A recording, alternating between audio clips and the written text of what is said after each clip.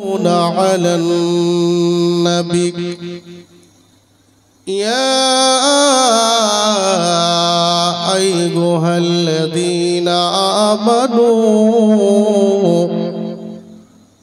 صلوا عليه وسلموا تسليما اللهم صل على سيدنا مولانا محمد وعلى آل سيدنا مولانا محمد মনের কোণে ব্যথা নিয়ে ডাকছি বারে বার দাও গো দেখা মায়ার রসুল দাও গো দেখা মায়ার রসুল আমরা বড়ই গুনাহগার আল্লাহুম্মা সাল্লি আলা জোরে জোরে سيدنا مولانا محمد وعلى آل سيدنا مولانا محمد ডাকছি বসে বহু দূরে ডাকছি বসে বহু দূরে ও গো রাসূল দেখেন না আপনার দিদার পেলেই মোদের হৃদয়ে আসবে সান্ত্বনা আল্লাহুম্মা সাল্লি আলা سيدنا مولانا محمد وعلى آله سيدنا مولانا محمد সবাই পড়েন লা ইলাহা ইল্লাল্লাহ জোরে লা ইলাহা ইল্লাল্লাহ পড়ো লা ইলাহা ইল্লাল্লাহ জপ লা ইলাহা ইল্লাল্লাহ মোহাব্বত লা ইলাহা ইল্লাল্লাহ লা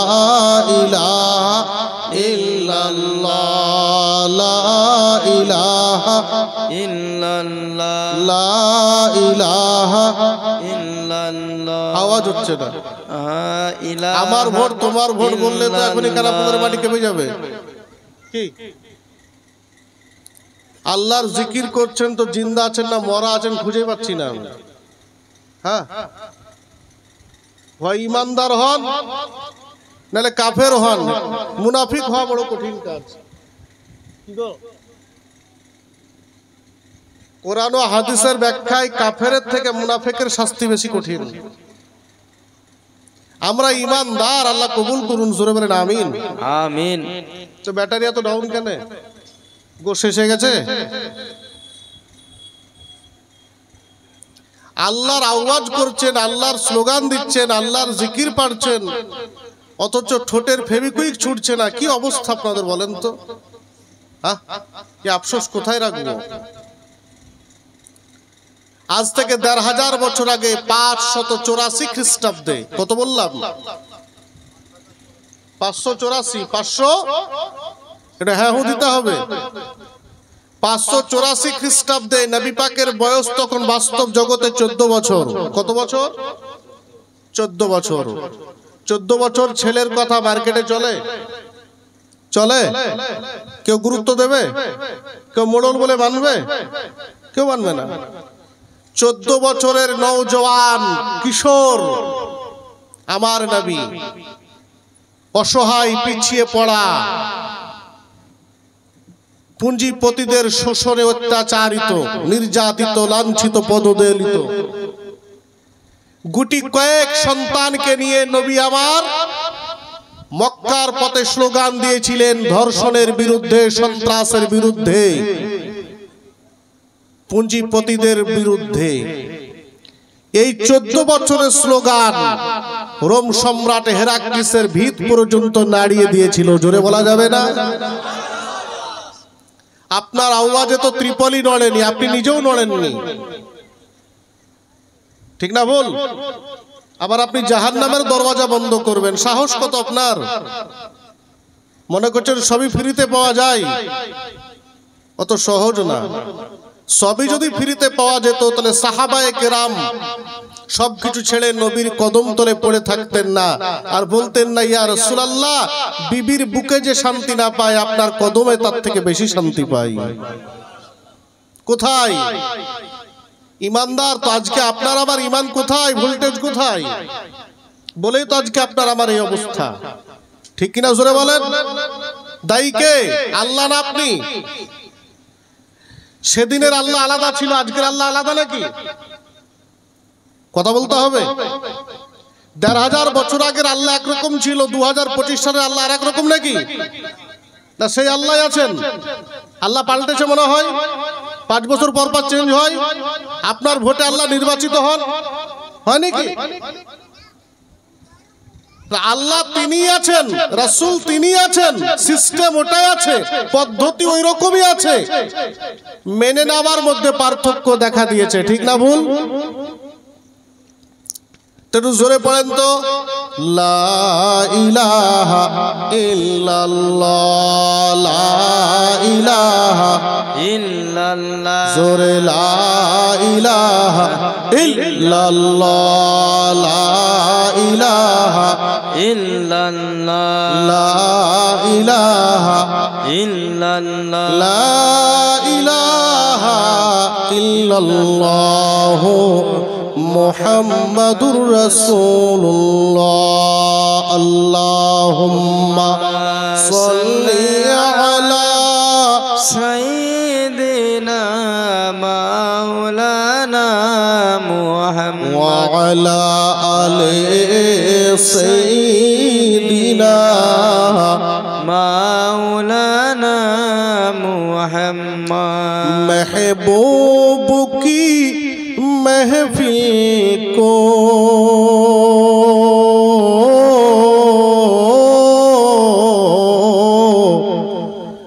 महबूब सजाते हैं, महबूब की महफिल को महबूब सजाते हैं, आते हैं वही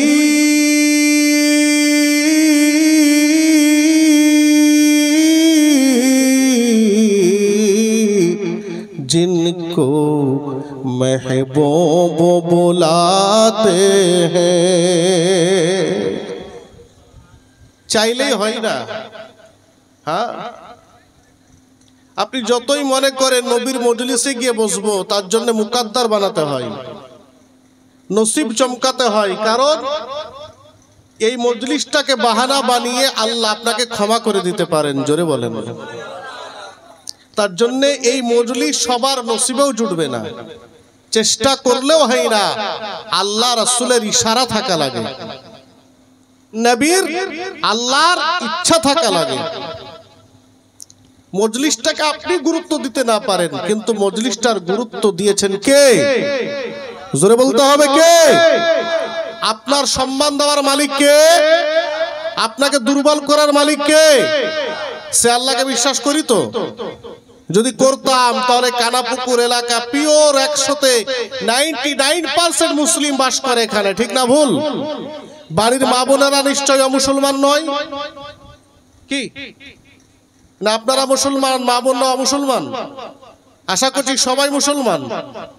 তারপরেও কানাপুকুরকে আওয়াজ দিতে হতো না যে জলসার প্যান্ডেল আসার আগে। এখনো প্যান্ডেল ফাঁকা আছে না নাই? জোরে বলতে হবে। মানুষ এখন এসে বসা যাবে কি যাবে না? যাবে, কিন্তু পরিস্থিতি কোন জায়গায় জটিল জানেন?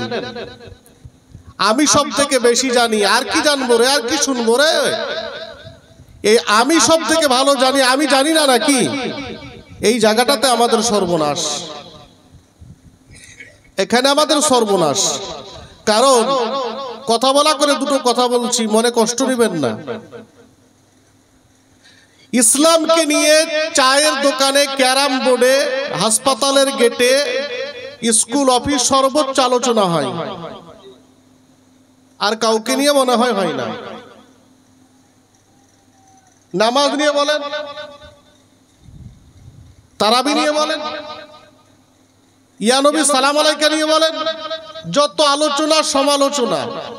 দেখা যাচ্ছে যে চার দোকানেও ফতোয়া দিচ্ছে। কি গো, দেখি তাই না? জমি ধান কাটতে গেছে, ওখানেও ফতোয়াবাজি চলছে।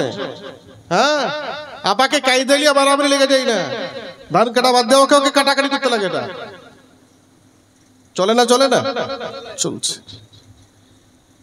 বড় আফসোস, সবাই আমরা মুফতি হয়ে গেছি। কি গো, সবাই মাওলানা, সবাই মুফতি। কিন্তু আফসোসটা কোন জায়গায় জানেন? যদি সঠিক জায়গায় আপনি জানার চেষ্টা করতেন, তাহলে আজকে ইসলামের এত কলঙ্ক বেরিয়ে আসতো না। প্রকৃত ইসলামকে আপনি জানেনই না, ইসলাম কাকে বলে। কোন মুখোশধারী একজন মুসলমান মার্ডার করে চলে আসলো, তাকে নিয়ে আপনি ইসলামকে বিচার করছেন। হে মুসলমান না এরকম, মানে ইসলাম এইরকমই। বলেন ঠিক না ভুল? কি গো, কোন মুসলমানের ছেলে কারোর মেয়েকে নিয়ে ধর্ষণ করে ফেললো, দিয়ে বলে ইসলাম ধর্ম, এত ধর্ম এই শিখাই। আপনি ওকে নিয়ে ইসলামকে জানতে চাইলেন, মানে আপনি যেমন আপনার ইসলামকে জানাও তেমন। কিন্তু প্রকৃত পক্ষে ইসলামকে যারা জানতে এসেছেন তারা কেউ ফিরে যাননি, সবাই কালেমা পড়ে মুসলমান হয়ে গেছেন। সমালোচনা করার সুযোগই নেই, ইসলামের সমালোচনা করার, জোরে বলেন, সুযোগ নেই। সুযোগ করে দিয়েছে কে? আপনি করছেন, আমি করছি। ইসলামের সমালোচনা করার জায়গা নেই। কেন নাই? না তো সর্বগুণের আধার নবী মুহাম্মদ আমার, জোরে বলুন, সর্বগুণের আধার নবী আমার। পৃথিবীতে যাহা কিছু দরকার, কাল কিয়ামত পর্যন্ত, মহাপ্রলয় ধ্বংস পর্যন্ত, একজন মানুষের বেঁচে থাকতে কি কি জিনিস প্রয়োজন, কি কি দরকার, তা সর্বসম্মতিক্রমে এবং গ্রহণযোগ্য হিসেবে জগৎকে যিনি দিয়েছেন সম্পূর্ণ রূপে, তিনি হলেন মুহাম্মদুর রাসূলুল্লাহ। যবে তাহলে তবে রাখার জায়গা নেই। 5 বার ওযু করতে বলেছেন, তার ভিতরে ফর্মুলা আছে। 1 মাস রোজা করতে বলেছেন, তার ভিতরেও সিস্টেম লুকিয়ে আছে। মাথা মসাহা করতে বলেছেন, তার ভিতরেও লুকিয়ে আছে। পিতামাতার খিদমত করতে বলেছেন, প্রতিবেশীর সঙ্গে ভালো ব্যবহার করতে বলেছেন, বড়দের শ্রদ্ধা করতে বলেছেন, ছোটদের স্নেহ করতে বলেছেন, শিক্ষার আঙ্গিনায় ছুটে যেতে বলেছেন। ইসলাম এ টু জেড দিয়ে দিয়েছেন। আপনি নিতে না পারলে দায় তো ইসলামের নয়, দায় আপনার। কিন্তু দায় আপনি না নিয়ে আমাদের একটা বড় বদ অভ্যাস কি জানেন? আমরা অন্যের ঘাড়ে দোষ চাপিয়ে শান্তি পাই। ঠিক না বল? আরে স্কুলে তো মাস্টাররা পড়াই না কোনোদিন, খালি বেতন নিচার চলে আসছে। বলি না আমরা, ছেলে পড়ে নাই খোঁজ আপনি নেন না, এটা আর নেন না। শুধু মাস্টারকে দোষ, আরে ডিলাররা শুধু মাল চুরি করে রে, ঠিকঠাক তেল দেয় না, চিনি দেয় না। আমরা অন্যের কাঁধে দোষ চাপিয়ে নিজেকে সন্তুষ্ট করি। কিন্তু সবাই যদি নিজের দায়িত্ব পালন করতাম, অপরের দোষ খোঁজার টাইমই থাকতো না। কি গো, জোরে বলেন? কিন্তু আমাদের কাজ কাম নাই তো, অপরের দোষ নিয়ে চর্চা নিয়ে আমরা ব্যস্ত। আল্লাহ আমাদের হেদায়েতে কামেলা নসিব করুন, সকলে বলি আল্লাহুম্মা আমিন। আল্লাহ পাকের কোরআন 26 পারা সূরা হুজরাতের 1 নম্বর আয়াত। কত পারা বললাম? কান দিয়ে শুনতে হবে এবং সাথে করে নিয়ে যাওয়ার চেষ্টা করতে হবে। 26 পারা। কোরআন কয় পারা? জোরে বলেন। 30 পারা। তার মধ্যে আমি কোন পারার কথা বলছি? 26 পারার কথা। কত নম্বর আয়াত? প্রথম 1 নম্বর আয়াত। কয় নম্বর? 1 নম্বর আয়াত। এই 1 নম্বর আয়াতটা পড়েছি আপনাদের সামনে। ইয়া আইয়ুহাল্লাযীনা আমানু লা তুকদ্দিমু বাইনা ইয়াদাইল্লাহি ওয়া রাসূলিহি ইলা আখিরিল আয়াত। আল্লাহ পাক নবীকে বললেন, হে নবী আপনি বলে দেন আপনার থেকে এবং আমার থেকে কেউ যেন বেশি বাড়াবাড়ি না করে। কথা বুঝতে হবে, খুব মূল্যবান কথা বলছি, ব্রেনে নিতে হবে, সংশোধন হওয়ার উদ্দেশ্যে বুঝতে হবে। জেল খেটে আসলে হবে না, খালি জেলে গিয়ে খালি ঘুম পাড়লে হবে না, ঠ্যাঙ্গান খেলে হবে না, তওবা করতে হবে যে এই জেলে জানার জন্মে আমাকে আসতে না হয়, ভালোই বের হবো এখান থেকে, তবে জেল খেটে লাভ হবে, ঠিক না ভুল?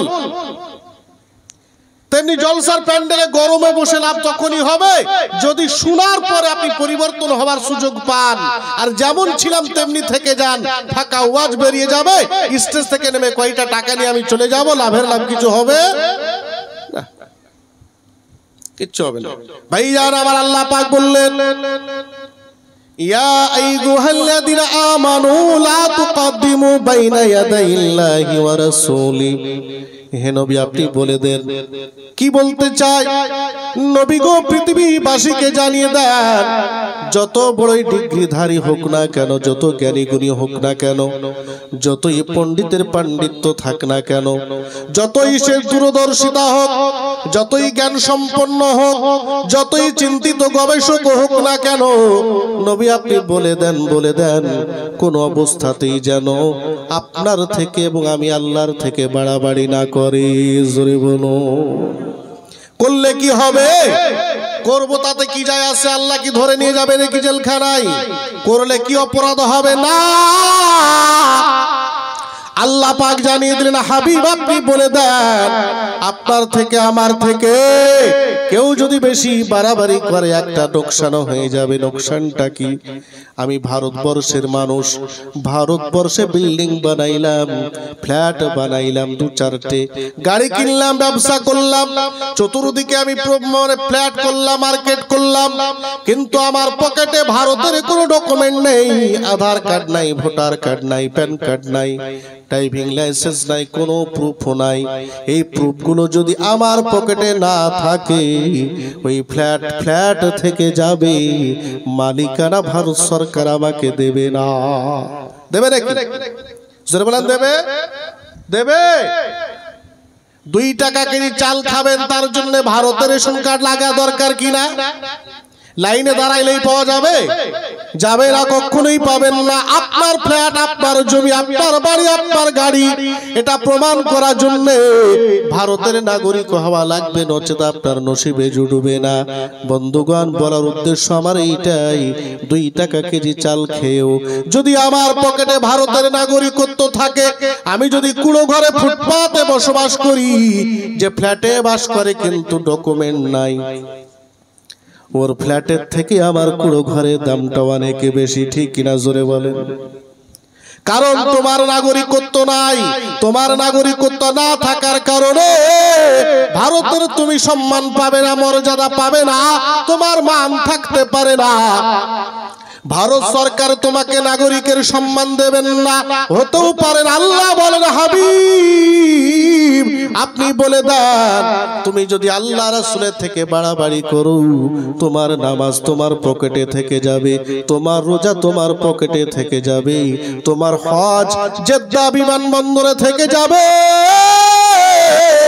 ও আমার বান্দা বান্দি, তোমার নামাজ তোমাকে জাহান্নাম থেকে বাঁচাতে পারবে না, তোমার হজ তোমাকে বাঁচাতে পারবে না, তোমার রোজা তোমাকে বাঁচাতে পারবে না। এই জন্য আল্লাহ বললেন, হাবিব আপনি বলে দেন, যদি তুমি ফ্ল্যাট তোমার বলতে চাও, ব্যবসা তোমার বলতে চাও, বিল্ডিংটা তোমার পক্ষে রাখতে চাও, তাহলে ভারতের নাগরিকত্বর প্রমাণ দেখানো লাগবে। আল্লাহ বললেন, হাবিব আপনি বলে দেন যদি তুমি জান্নাতের হকদার হতে চাও, নামাজগুলোকে তোমার কাজে লাগাতে চাও, রোজাগুলোকে কাজে লাগাতে চাও, একটা দরকার তোমাদের মধ্যে থাকা লাগবে, সেইটা হলো ঈমান, আমার নবীর প্রতি মহাব্বত, আমি আল্লাহর প্রতি ভয় ও ভালোবাসা। একটু জোরে জোরে বলেন সুবহানাল্লাহ। সুবহানাল্লাহ। খুব কষ্ট হচ্ছে আপনাদের? মা বোন চাইবো, ভাবিয়ে না জি চাইবো না, আমিও চাইবো। একটু দাঁড়ান, বুলওয়ারা বাবা 1000 টাকা, আল্লাহুম্মা আমিন। উঠাউঠি করবেন না, আর যদি কেউ উঠবো মারা করেন উঠে যান, বক্তব্য চলাকালীন উঠবেন না। আমার 10টা লোকের দরকার, 200 দরকার নেই। কিন্তু মনোযোগ লাগবে, ঠিক না জোরে কর? ছাত্র অনেক থাকে কলেজে, কিন্তু অনার্স কয়টা পায়? মাধ্যমিক তো 5000 দিয়েছে, ফার্স্ট ডিভিশন কয়টা পেয়েছে? কি পরীক্ষায় তো এসএসসি অনেকেই বসছে, লটারি লাগে কয়জন? আর আমি সে কথাই বলছি, আমার 200 দরকার নেই, দরকার আমার 10 জনের, কিন্তু মনোযোগ লাগবে। ইসলাম এত সহজ হয়ে যায়নি যে ফুটপাতের মতো রাস্তাঘাট আপনাকে দিয়ে চলে যাব। ইসলামকে জানতে বুঝতে আপনাকে যথেষ্ট সম্মানের সাথে জানতে বুঝতে হবে, মান রাখতে হবে, মর্যাদা দিতে হবে। ফাঁকা মাইকের আওয়াজে সব জেনে যাব, সহজ ভাষাতে খৈনি ডলতে ডলতে বিড়ি টানতে টানতে এত সহজ নয়। ভাইজান আমার বলতেছিলাম, কি বললাম? আল্লাহ বললেন, হাবিবি যদি নামাজগুলো দিয়া জাহান্নামের দরজা বন্ধ করতে চাই, রোজা দিয়া যদি পুলসরাত পার হতে চাই, হজ দিয়া যদি বিপদ থেকে মুক্তি পেতে চাই, নবী গো আপনি বলে দেন আপনার থেকে যেন বাড়াবাড়ি না করে। তার মানে কি নবী? আপনি যা বলবেন তার বাইরে যাবে না। একজন মুসলমান ইমানদারের স্বাধীনতা কতখানি, যতখানি আল্লাহ আল্লাহ রাসূল দিয়েছেন, নিজস্ব ব্যক্তি স্বাধীনতা বলে কিচ্ছু নাই। নবী তোমাকে যতটুকু স্বাধীনতা দিয়েছেন তার বাইরে গেলেই তোমার লাগাম টান পড়ে যাবে। তুমি যত বড় ডিগ্রিধারী হও না কেন, তোমার থেকে আমার নবীর ডিগ্রি কম নয়। তোমার থেকে আজাজিলের ডিগ্রি কম ছিল না? আজাজিলের ডিগ্রি এত ডিগ্রি, আমার ছাত্র ভারতের শিক্ষামন্ত্রী হতে পারেন, আমার ছাত্র ভারতের প্রাইম মিনিস্টার হতে পারেন, কিন্তু আমার ছাত্র ফেরেশতা হতে পারেন না।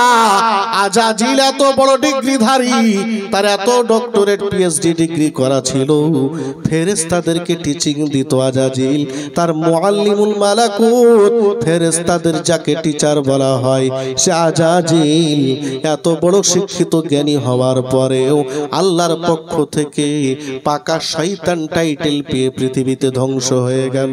একটু জোরে জোরে বলেন সুবহানাল্লাহ, সুবহানাল্লাহ। ভাইজান আমার বলার উদ্দেশ্য এইখানে, আল্লাহ রাসূলের থেকে বাড়াবাড়ি করব না, আল্লাহর থেকে বাড়াবাড়ি করব না। তাহলে জানতে হবে আল্লাহ রাসূল আমাকে কি দিয়েছেন, আল্লাহ কি বলেছেন। আল্লাহ অপর জায়গায় বললেন কোরআনুল কারীমে, কুল ইন কুনতুম তুহিব্বুনাল্লাহ ফাত্তাবিউনি ইউহিব্বুকুমুল্লাহ। হে নবী আপনি বলে দেন, বলে দেন, কেউ যদি আমি আল্লাহর আনুগত্য স্বীকার করতে চাই, কেউ যদি আমি আল্লাহকে আপন বানাতে চাই, কেউ যদি আমি আল্লাহর ফলোয়ার হতে চাই, কেউ যদি আমি আল্লাহ পাকের দাসত্ব করতে চাই, কেউ যদি আমি আল্লাহ পাকের ইবাদত করতে চাই, নবী গো আপনি বলে দেন, বলে দেন, সে যেন আপনার গোলামি করে, আপনার দাসত্ব করে, আপনার ইত্তেবা করে, আপনার অনুকরণ অনুসরণ করে। কেন না প্র্যাকটিক্যাল একটা বিষয় আছে। নবী গো যতই আপনাকে ছেড়ে আমার কাছে আসার চেষ্টা করুক না কেন, সম্ভব নয়, কখনো সে পারবে না। ও নবী আপনি বলে দেন আমার প্ল্যাটফর্মে এসে যাও, আমার কাছে এসে যাও। নবী আপনি যাকে গ্রহণ করবেন আমি আল্লাহ তাকে ক্ষমা করে দেব। আর একটিবার বুকখানা বড় করে বলেন সুবহানাল্লাহ, সুবহানাল্লাহ। নবী গো আপনি যাকে গ্রহণ করবেন বাইতুল্লাহকে ক্ষমা নাই। হযরত ওমর বিন খাত্তাব যখন কলেমা পড়েননি, তার বাড়িটা তো বাইতুল্লাহর পাশে ছিল, কাবা শরীফের পাশে।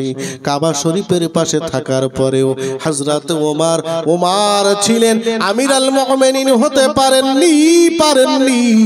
মক্কা থেকে অনেকখানি দূরে আমার নবীজির কাছে গিয়া যখন সারেন্ডার হয়ে গেলেন, ওই হযরত ওমর থাকলেন না, মুসলিম জাহানের নায়ক বেনে গেলেন। একটু জোরে জোরে বলেন সুবহানাল্লাহ। বুঝা গেল ভাইজান আমার, নবীর কাছে আসা লাগবে। আল্লাহ বলে দিলেন হাবিব আপনি বলে দেন, বলে দেন, তোমরা আমার দাসত্ব করো, আমার গোলামি করো, আমার অনুকরণ করো, আমার অনুসরণ করো, আমাকে আপন বানিয়ে নাও, তারাই প্রকৃতপক্ষে বুদ্ধিমান, তারাই প্রকৃতপক্ষে বুদ্ধিমান। নবী গো আপনাকে যে যত বেশি আপন করে নিয়েছেন, কেননা আপনার ভিতরে জ্যামিতি অ্যালজেব্রা রয়েছে, আপনার ভিতরে ফিজিক্স কেমিস্ট্রি রয়েছে, আপনার ভিতরে ম্যাথ ইংলিশ রয়েছে, আপনার ভিতরে হিস্ট্রি রয়েছে। আপনি নবী যা দিয়েছেন জগৎকে পৃথিবীর কেউ দিতে পারেনি। মহাশূন্যের কথা, গভীর সমুদ্রের তলদেশের কথা, পাহাড়ের গোপন কথা, ঝর্ণার কথা, মরুর কথা দিয়েছেন।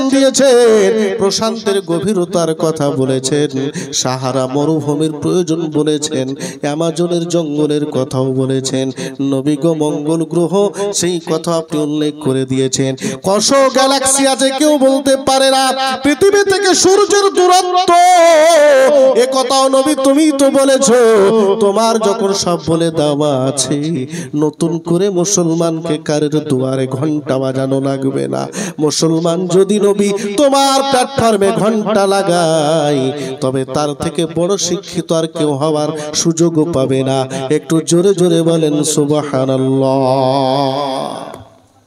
ভাইজান আমার বলতেছিলাম, আল্লাহ বললেন হাবিব আপনি বলে দেন কি বলবো গো আল্লাহ।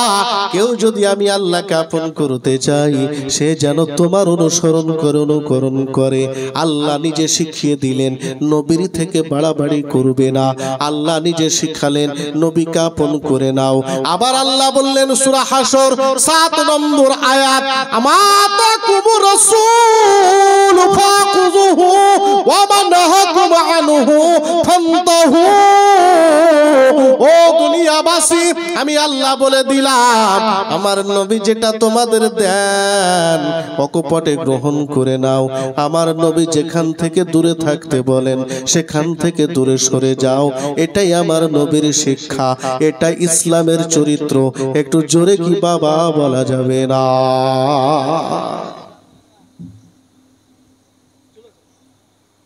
তাহলে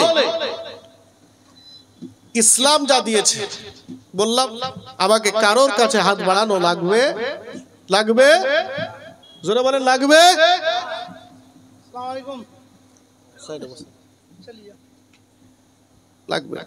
কিন্তু আপনি খুঁজবেন না তো, আপনি খুঁজবেন না।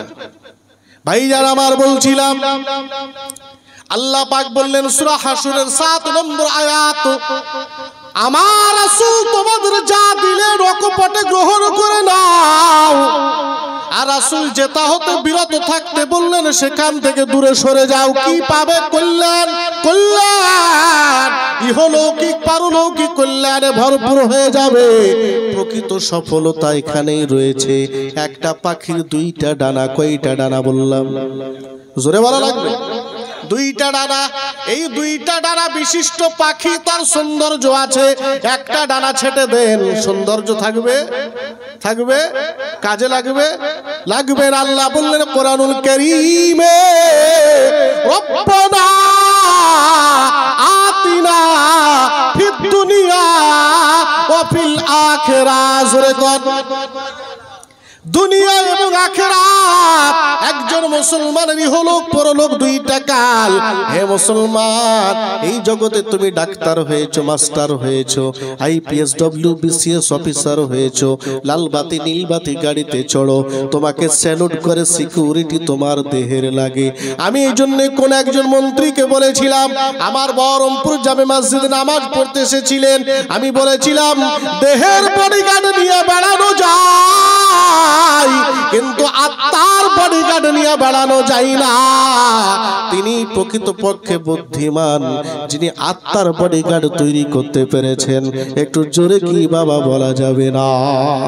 ভাই যারা আমার বলতেছিলাম, আমি আপনাকে বলতে চাই, আল্লাহ রাসূল আমাদেরকে শিখিয়ে দিলেন, জানিয়ে দিলেন, বুঝিয়ে দিলেন। এত কিছু পাওয়ার পরেও, এত কিছু জানার পরে, বুঝার পরেও সব কিছু পেলাম, কিন্তু মানে নিতে পারলাম না, বাস্তবে রূপ দিতে পারলাম না। হযরত ইব্রাহিম আলাইহিস সালামকে আল্লাহ বললেন, ইব্রাহিম বলে আল্লাহ বলো, বলে আমি তোমার প্রিয় বস্তুকে উৎসর্গ পেতে চাই। হযরত ইব্রাহিম আলাইহিস সালাম, আমি লম্বা ঘটনা বলছি না, ইসমাইল আলাইহিস সালামকে ছোরা তলে বসিয়ে দিলেন, শুয়াইয়া দিলেন।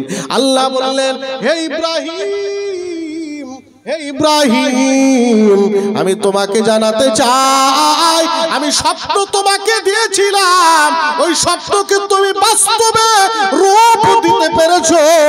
তোমার এই আনুগত্য দাসত্বের প্রতি আমি আল্লাহ এত সন্তুষ্ট হয়ে গেলাম, আমি আল্লাহ তোমাকে জাতির পিতা বানিয়ে দিলাম। একটু জোরে কি বাবা বলা যাবে না? আর একটু জোরে বলেন সুবহানাল্লাহ। সম্মান বাড়ানোর মালিককে, কমানোর মালিককে। ওয়া তুইজ্জু মান তাশা ওয়া তুযিল্লু মান তাশা বিয়াদিকাল খায়র ইন্নাকা আলা কুল্লি শাইইন কাদির। আল্লাহ পাক বললেন, হিংসা করো না, পরনিন্দা করো না। ইসলামের এই সিস্টেম নয়, ইসলামের এই পদ্ধতি নয়। তুমি হিংসায় নিজেকে কুরে কুরে নষ্ট করে দিও না, প্রতিবেশীর সঙ্গে ভালো ব্যবহার করো। আল্লাহ পাক কুরআনুল কারীমে একবার নয় কয়েকবার বলেছেন, তোমরা প্রতিবেশীর সঙ্গে ভালো ব্যবহার করো, হিংসা করো না, হিংসা করো না। ও জগতের মানুষ, আল্লাহ পাক ইব্রাহিম আলাইহিস সালামের আনুগত্য দাসত্ব তার কোরবানি তিনি নিলেন না, ছেলেকে কোরবানি করতে দেননি। আল্লাহ বললেন, হে ইব্রাহিম, আমি তোমাকে পরীক্ষা করলাম, তুমি সন্তানের প্রেমে বিভোর হয়ে গেছো নাকি স্রষ্টার প্রেমে এখনো মজে আছো। আমি দেখলাম না না না, পৃথিবীর ধন, পৃথিবীর সম্পদ, পৃথিবীর সন্তান, পৃথিবীর কোন প্রাচুর্যতা তোমাকে গ্রাস করতে পারে নাই। আমি আল্লাহ খুশি হয়ে গেলাম। শুধু খুশি হলাম না, শুধু খুশি হলাম না, কুল বাল মিল্লাতা ইব্রাহিম হানিফা ওয়া মা কানা মিনাল মুশরিকিন। ওগো নবী ইব্রাহিম, মুশরিকিন ব্যতীত সবাইকে আপনার মিল্লাতে শামিল করলাম, আর সবার আপনাকে জনক বানাইয়া জাতির পিতা করে দিলাম। একটু চিল্লা বলেন সুবহানাল্লাহ। কষ্ট হচ্ছে আপনাদের? আর কয়েক মিনিট বলা যাবে? ভাই যারা আমার বলতেছিলাম, তাহলে কি করবো? একটা পাখির দুইটা ডানা, একটা ডানা নষ্ট করলে যেমন তার সৌন্দর্য থাকে না, বিকৃতি ঘটে যায়, অনুরূপ আমার আল্লাহ বললেন, হে জগৎবাসী, আমি তোমাদেরকে দুইটা কাল দিলাম, ইহকাল আর পরকাল। এই দুইটা কালকে ব্যালেন্স করে জীবন যাপন করো। ব্যাটে বলে থাকো, বল্টো হয়ে যেও না, উইকেট করে উড়িয়ে দিও না। যদি বল্টো হয়ে যাও বিপদে পড়ে যাবে, উইকেট হয়ে গেলে মাঠের বাইরে চলে যাবে, রাস্তা পাবে না। তোমরা দুইটা জগৎকে ব্যালেন্স করে চলো, ইহলোক এবং পরকাল। এই দুইটা জগৎকে ব্যালেন্স করে ডাক্তারিও করেন, মাস্টারিও করেন, ব্যবসাও করেন। আবার আপনি আজান হাইয়া আলাস সালাহ শুনলে আল্লাহকে স্মরণের জন্য আল্লাহু আকবার বলে দাঁড়িয়ে পড়েন। আমার আল্লাহ বললেন, বান্দা, তোকে তসবিহ নিয়া হুজরা খানায় শুধু বসতে বলি নাই, তোকে ঘরের কোনায় লুকিয়ে থাকতে বলি নাই। তুমি আমার ওয়াক্তে নামাজ আদায় করো, বাকি সময় তুমি রোজগার করো। সুযোগ যদি পাও আরো বেশি নফল ইবাদত বাড়িয়ে দাও, আরো বেশি যদি পাও আমার আন্তরিকতা তৈরি করো। ও বান্দা, 24টি ঘন্টা তোকে দিয়েছি বড় দামি, তোরা মূল্যায়ন করতে শিখলি না। আমি আল্লাহর লা ইলাহা ইল্লাল্লাহ 12টি লেটার, মুহাম্মাদুর রাসূলুল্লাহ 12টি অক্ষর, 12 এবং 12 হয়ে গেল 24। হে আমার বান্দা বান্দি, আমি আল্লাহ এবং রাসূলের মধ্যে তোদেরকে আবদ্ধ করে রেখেছি। পৃথিবীর কোন যুক্তি উক্তি কল কৌশল দৈনন্দিন সময়কে 25 করতে পারবে না, 23 পারবে না। জোরে জোরে বলেন সুবহানাল্লাহ। আমার আল্লাহ বললেন, হাবিব, আপনার 12 আমার 12, এই 12 24 ঘন্টায় আপনার উম্মত যখন আল্লাহু আকবার বলে দাঁড়িয়ে যাবে গো নবী, তার দাঁড়াতে দেরি, আমি আল্লাহ পাকের দয়া হতে দেরি হবে না। একটু জোরে কি বলা যাবে না সুবহানাল্লাহ? ও বান্দা, তুমি আল্লাহর দয়া চাও, কারণ 6 তলা বিল্ডিং ওঠে, কারণ 6 তলা বিল্ডিং দেখো আর হিংসায় জর্জরিত হও। তুমি চিন্তা করো না আল্লাহ কেন দিয়েছে তারে তোমারে কেন দেয় না। আমার আল্লাহর তো অভাব নাই, আল্লাহর তো হিংসা নাই, আমার আল্লাহ তো কৃপণ নয়, আল্লাহর তো আপন স্বজনতা নাই, স্বজন পোষণতা নাই। তারপরও তুমি কেন পাও না, তারে কেন দেয়? আল্লাহ বলেছেন বান্দারে আমি আল্লাহ দেওয়ার জন্য প্রস্তুত। তুমি চাইতে জানলে না, তুমি চাইতে জানলে না, তুমি চাইতে জানো আমার কাছে। ফাসআল, আমাকে তুমি চাও, আমার কাছে চাও, আমার কাছে চাও। ফাইদা ফারাগতা ফানসাব ওয়া ইলা রাব্বিকা ফারগাব। যখন তোমার দরকার, ক্যারাম বোর্ডে গিয়ে বলিও না, চায়ের দোকানে গিয়ে বলিও না, ফুলতলার বাস স্ট্যান্ডের মাচাতে বসে বলিও না, বাঁধপুলে বসে বলিও না। যখন তোমার দরকার, দাঁড়িয়ে যাও এক আল্লাহর কাছে, ইলা রাব্বিক, তোমার প্রভুর কাছে তুমি বলে যাও তোমার কি দরকার, কি দরকার নয়। তোমার থেকে তোমার রব বেশি ভালো জানেন। তুমি চাইতে যদি জানো আর প্রকৃতই যদি প্রয়োজন হয়, তোমার আল্লাহ দিতে তোমাকে কুণ্ঠাবোধ করবেন না। কিন্তু চাওয়ার জায়গা হলো মুসাল্লা। তুমি মুসাল্লা কোনোদিন দাঁড়াতে জানলে না। পার্ক সার্কাস গিয়া ধর্ণা দাও, যন্তর মন্তর ধর্ণা দাও, নবান্ন ঘেরাও করো, বিকাশ ভবনে আন্দোলন করো। তোমার আন্দোলন করার জায়গা, তোমার আন্দোলন করার জায়গা যুবক। ট্রেন পোড়ানোর নাম আন্দোলন নয়, দোকান ভাঙচুরের নাম আন্দোলন নয়, যন্তর মন্তর ঘেরাওয়ের নাম আন্দোলন নয়, হসপিটাল ভাঙচুরের নাম আন্দোলন নয়। আল্লাহ পাক আমাদের আন্দোলনের একটা জায়গা দিলেন, ওই আন্দোলনটা হলো নামাজের প্ল্যাটফর্ম। নামাজের প্ল্যাটফর্মে দাঁড়াতে দেরি। ইমাম আউজাই বলেছেন, পৃথিবীর মুসলমান যেদিন ফজরের নামাজে কাতারে দাঁড়িয়ে যাবে, সূর্য তাদের হাতের মুঠোয় চলে আসবে। একটু জোরে কি বাবা বলা যাবে না? আপনি তো ব্যবসা নিয়ে ব্যস্ত, মনে করেন এটাই আমার শেষ, মনে করেন এর থেকে ভালো জীবন আর নাই। আপনি আপনার চাওয়া পাওয়া নিয়ে ব্যস্ত, মনে করেন এটাই আমার শেষ, এর থেকে ভালো আর কিচ্ছু নাই। আপনি মনে করেন মার্বেল টাইলস দিয়া বাড়ি বানাইলাম, এসি বানাইলাম, এটাই আমার জীবনের শেষ চাওয়া পাওয়া, এটাই সফলতা। ওরে মূর্খের দল, এটাই সফলতা নয়, ওইটা সফলতা। আম্মা খাদিজাতুল কুবরা, ধনঢ্যা মহিলা, ইন্টারন্যাশনাল বিজনেসম্যান, আন্তর্জাতিক খ্যাতি সম্পন্ন। ওই সময় Madain, Tunisia, Nigeria, Morocco, Lebanon, Mesopotamia, বর্তমান ইরাক, যেই দেশে তার ব্যবসা চলতো, এত বড় ধনঢ্যা মহিলা, এত সুন্দর বুদ্ধিমতী মহিলা, নিজের সার্থকতা পূরণ করার জন্য নবীজিকে ডিরেক্টর বানিয়ে দিয়ে নবীজির কাছে সারেন্ডার হয়ে ইহকাল পরকালকে সোনায় সোহাগা বানিয়ে ফেললেন। একটু জোরে কি বলা যাবে না? তুমি মুসলমান কি করো 24 ঘন্টা টাইম? চিন্তা হয় না যুবক, এই 24 ঘন্টায় কয় ঘন্টা তুমি কি করো? রুটিন করো জীবনের একটা। তোমার রুটিন যদি না থাকে, তুমি পশুর থেকেও খারাপ। তোমার জীবনের মূল্যবোধ তুমি দিতে শিখলে না। এই 24 ঘন্টাকে কাজে লাগিয়ে আবু বকর সিদ্দিক আফজালুল বাশার হয়ে গেছেন। পৃথিবীতে নবীদের পর সবচেয়ে দামি লোকটার নাম আবু বকর।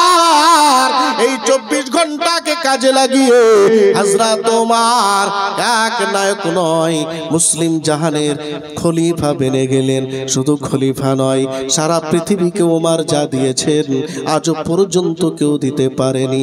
অটল বিহার বাজপেয়ী প্রধানমন্ত্রী, গ্রাম সড়ক যোজনা, বেকারত্বের জন্য যন্ত্রণা, বেকার ভাতা, এই সমস্ত ভাতা যিনি চালু করেছে 638 খ্রিস্টাব্দে, তার নাম হযরত ওমর। চিল্লা বলেন বলেন সুবহানাল্লাহ। খাল কেটে পাহাড় কেটে মরুভূমি দিয়ে রাস্তার যোগাযোগ বাড়ানো লাগবে, মাঝে মাঝে বিশ্রামাগার খনিকালয় যাত্রী প্রতীক্ষালয় বানানো লাগবে। এই সিস্টেম হযরত ওমরের চালু করা। বিএসএফ দিয়ে বর্ডার সিকিউরিটি পাহারাদার বানাতে হবে, এই সিস্টেম হযরত ওমরের। বেকার ভাতা দেওয়া লাগবে বয়স্ক বয়োজ্যেষ্ঠ মানুষদের, এই সিস্টেম হযরত ওমরের। বিচারের জন্য একটা প্রতিষ্ঠান দরকার, আদালত বানিয়েছেন হযরত ওমর। প্রতিবেশীর সঙ্গে ভালো ব্যবহারের জন্য তিনি মানুষের যোগাযোগ ব্যবস্থা বাড়িয়ে দিলেন। এই জন্যে আমেরিকার ওয়াশিংটনের সেমিনার হলে জিজ্ঞেস করা হয়েছিল, বলতে পারো কেউ বর্তমান পৃথিবীর অশান্তি, এই অশান্তি রাজতন্ত্র, প্রজাতন্ত্র, গণতন্ত্র, সমাজতন্ত্র, কোন তন্ত্র মন্ত্র যন্ত্র দিয়া পৃথিবীতে শান্তি স্থাপন করা যাচ্ছে না, কারণটা কি? একজন নির্ভীক চিত্তে দাঁড়িয়ে বলেছিলেন, তিনি মুসলমান ছিলেন না, তিনি মুসলিম ছিলেন, খ্রিস্টান ধর্মাবলম্বী, যার নাম জর্জ বার্নার্ড শ। তিনি বলেছিলেন, এই পৃথিবীর মাটিতে কোন যন্ত্র মন্ত্র তন্ত্র দরকার নাই। কোন মা যদি হযরত ওমরের মতো একটা সন্তান জন্ম দিতেন, এই পৃথিবীটাই স্বর্গ বনে যেত। একটু জোরে জোরে বলেন সুবহানাল্লাহ। ও মাওলানা, ও মুফতি মুহাদ্দিস, অভিনেতা হয়ে গেলাম। শান্তি, সম্প্রীতি, সহানুভূতি, পরধর্মের প্রতি ভালোবাসা, এগুলো সাইনবোর্ডে দেখা যাচ্ছে, মোটেও অন্তরে নাই। আমরা সবাই অভিনেতা সেজে গেলাম। ধর্ম সাইনবোর্ড হতে চলেছে, ধার্মিক খুঁজে পাওয়া যাচ্ছে না। যিনি প্রকৃত ধার্মিক তিনি চিৎকার দিয়া বলেন না, আমি ধার্মিক, আমি ধার্মিক। আর যিনি ধার্মিক নন, তাকে যতই ধর্মের বাণী শোনার মূর্খতার পরিচয় হবে, কারণ তাকে ধর্মের বাণী শোনাইয়া কাজে লাগবে না। এই জান বলতেছিলাম, এই 24 ঘন্টা তো দামি। হযরত উসমানে গানি এই 24 ঘন্টাকে কাজে লাগিয়ে জিন্নুরাইন বেনে গেলেন। এই 24 ঘন্টাকে কাজে লাগিয়ে হযরত আলী তিনি বিপক্ষের জন্য, ইসলাম বিরোধী, আল্লাহ বিরোধীদের জন্য সিংহ শাবক বেনে গেলেন। এই 24 ঘন্টাকে কাজে লাগিয়ে ইমাম আজম আবু হানিফা ইমাম আজম বেনে গেলেন। এই 24 ঘন্টাকে কাজে লাগিয়ে আব্দুল কাদের জিলানী বড় পীর বেনে গেলেন। এই 24 ঘন্টাকে কাজে লাগিয়ে খাজা গরিবে নওয়াজ হিদ্দাল ওলি বেনে গেলেন। এই 24 ঘন্টাকে কাজে লাগিয়ে ইমাম রব্বানী মুজাদ্দিদ আল পেশানি সম্রাট আকবরের বিরুদ্ধে তিনি ইলাহির লড়াই করে ইসলামকে তিনি সংস্কার করে চলে গেলেন। এই 24 ঘন্টাকে কাজে লাগিয়ে আলা হযরত 1400 খানা কিতাবের রাইটার বেনে গেলেন। এই 24 ঘন্টাকে কাজে লাগিয়ে রবীন্দ্রনাথ ঠাকুর বিশ্বকবি হলেন, কাজী নজরুল বিদ্রোহী কবি বেনে গেলেন। বিজ্ঞানী আর তার গতিবিজ্ঞানের আবিষ্কার করলেন, আর্কিমিডিস জলের উৎস মেপে দিলেন, Isaac Newton law of gravitation শিখিয়ে দিলেন, গ্যালিলিও দূরবীক্ষণ তৈরি করে দিলেন।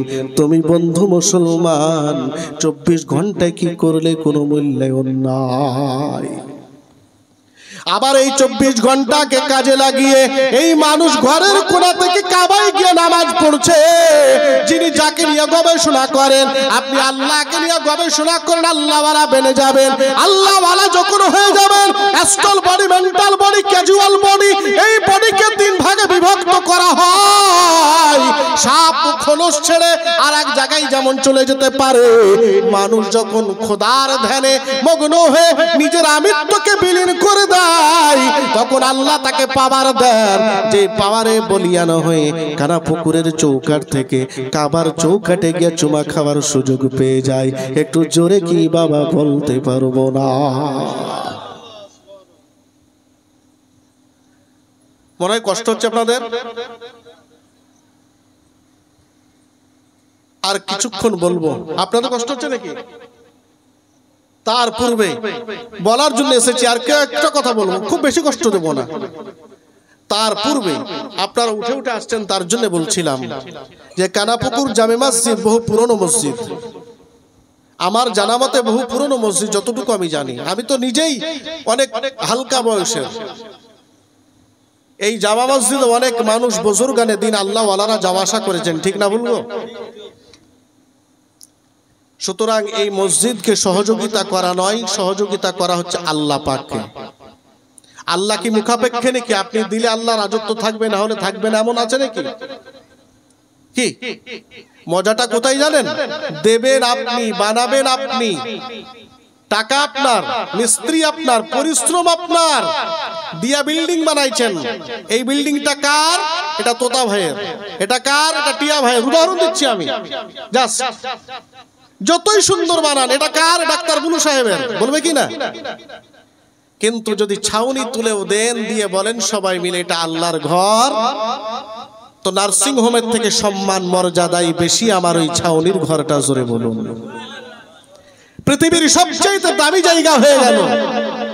এই দামি জায়গায় উলামা হযরতরা চাওয়ার মাধ্যমে আপনাকে যে অংশগ্রহণ করিয়ে নেয়, আর আপনি গ্রহণ করতে পারেন, এটা আপনার ক্রেডিট নয়, এটা আপনার অহংকার নয়, এটা আপনার সৌভাগ্য।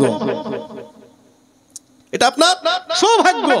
কেননা যে আল্লাহ পাক মাথার চুল থেকে পায়ের তালু পর্যন্ত এত সৌন্দর্য দিয়েছেন আপনাকে, চিন্তা করেন কোনোদিন? চুল তো নাপিতকে দিয়ে মাসে মাসে কাটান, 2 আঙ্গুল নিচে চোখের ভুরুগুলো যদি চুলের মতো বাড়তে লাগতো কি হাল হতো? গোপ বাড়ে, দাড়ি বাড়ে, আরো কিছু বাড়ে। গায়ের লোম গুলো যদি ওই রকম বাড়তে শুরু করতো, ভাল্লুকও মনে হয় সাথে নিত না। ঠিক না ভুল? ভাল্লুকেও সাথে নিত না। তাহলে আপনার সৌন্দর্যের প্রতি যে আল্লাহ এত যত্নবান, এত দয়াবান, আপনার সৌন্দর্য কিসে বজায় থাকবে? সে আল্লাহর প্রতি এত কৃপণ কেন? আমরা এত কৃপণ কেন? অবাক লাগে। কাফনের ভিতর ঢুকতে দেরি, কেউ আপন থাকবে না।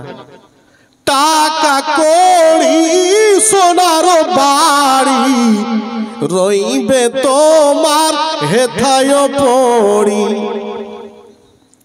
যাবে চলে কান্ধে চড়ে, এ কথা মনে রাখো। জন্ম নিলে একদিন জেনে রেখো, মরণ হবে, মরণ হবে। মরণে যে কি জ্বালা ভাই, যে মরেছে সেই তো জানে। বলো, হও না তুমি রাজা জমিদার, মালাকাল মাউত কাউকে ছাড়েনি, তোমায় ছাড়বে না ভাবো। জন্ম নিলে একদিন জেনে রেখো, মরণ হবে। বিবি কান্দবে ঘরেতে বসে, ছেলেরা কান্দবে খাটুলি ধরে, কান্দবে তারা দুদিন বসে, যাবে না কেহ জিয়ারতে, এ কথা মনে করো। বলছি একটাও বাপের কবরে পাশ দিয়ে বুলেট নিয়ে চলে যাবে, বুলেটের গতিতে বাপ কবর থেকে বিরক্ত হবে, কিন্তু বাপের কবরে সালাম দেওয়া লাগে এটা জানবে না। কি জীবন তৈরি করছেন, কি জীবন গঠন করছেন, কোন জীবন নিয়ে কবরে যাবেন, এটাই সার্থকতা আপনার। 3টে 4টে ছেলের বাপ হলেন, 2টা ছেলের বাপ হলেন, ছেলে ইংলিশে টুইঙ্কেল টুইঙ্কেল পড়তে জানে, আত্মা কাছে তোত্তা পাখি পড়তে জানে, কিন্তু আল্লাহুম্মা গফিরলি হাইয়িনা ওয়া মাইয়িতিনা, এই জায়গায় বেটা আমার ফেলিওর। ও ডাক্তার নিয়ে আমি ধুয়ে ধুয়ে পানি পান করবো নাকি? ও মাস্টার নিয়ে আমি পানি পান করবো নাকি? জোরে বলেন ঠিক না ভুল? ছেলেরা টুইঙ্কেল শিখান, আফসোস নেই। আত্মা কাছে তোতা পাখি শেখান, সমর্থন আছে। পাশাপাশি আল্লাহুম্মা গফিরলি, যখন সন্তান হাত তুলে দেবেন, আমার আল্লাহ এত কঠিন নয় যে সন্তানের চোখের পানি ঝরবে আর বাপের কবরে আযাব হবে, এটা আমার মন মেনে নেই না। আমার আল্লাহর দয়া হবে ইনশাআল্লাহ। হ্যাঁ, কি জীবন তৈরি করলেন আপনি, কি সার্থকতা আপনার জীবনের। খাটলিতে আপনি শুয়ে আছেন, আর আপনার ছেলে মাস্টার, লাখ টাকা বেতন পায়, আপনার ছেলে আইপিএস অফিসার, হাজার হাজার টাকা রোজগার করে, সবাই নেই বাপকে মাটি দেওয়ার, জানাজা পড়ার। হুজুরকে এসে বলছেন, হুজুর একটু জানাজাটা পড়াইয়া দেন। কি লজ্জা, কি লজ্জা। হাজারটা ওষুধের নাম মুখস্থ আছে, হাজারটা সাহিত্যিকের নাম মুখস্থ আছে, হাজারটা হিস্ট্রি ঐতিহাসিকের নাম মুখস্থ আছে। 3 লাইন আল্লাহুম্মা গফিরলি বললেই তো বাপের জানাজায় দাঁড়ানো যায়, এইটার মুখস্থ করা নাই। কি বলেন জোরে? ঠিক না ভুল বলছি? তাহলে কি আফসোস। আর যখন বাপ সামনে থাকবে খাটলির উপরে আর ছেলে গিয়ে আল্লাহু আকবার বলবে, আমার তো মনে হয় 70% গুনাহ। ছেলে যখন আল্লাহু আকবার বলবে, আমি আল্লাহু আকবার বলবো আপনার জানাজায়, আর আমার ছেলে আমার জানাজায় আল্লাহু আকবার বলবে, কণ্ঠের টানটা মনে হয় একই হবে। জোরে বলেন, আবেগটা একই হবে, অনুভূতিটা একই হবে। হতে পারে পারে না। আমি যখন বলবো আমার মতো আমার বাপের জানাজায় যদি আমি দাঁড়াই, আমার কণ্ঠ যে আওয়াজ দেবে, আপনার কণ্ঠ কি সে আওয়াজ দেবে? কখনোই দিতে পারে না। তাহলে আমার কণ্ঠ, আমার আবেগ, আমার অনুভূতি, আমার হৃদয় স্পন্দন পর্যন্ত বোঝেন কে? আমার আল্লাহ।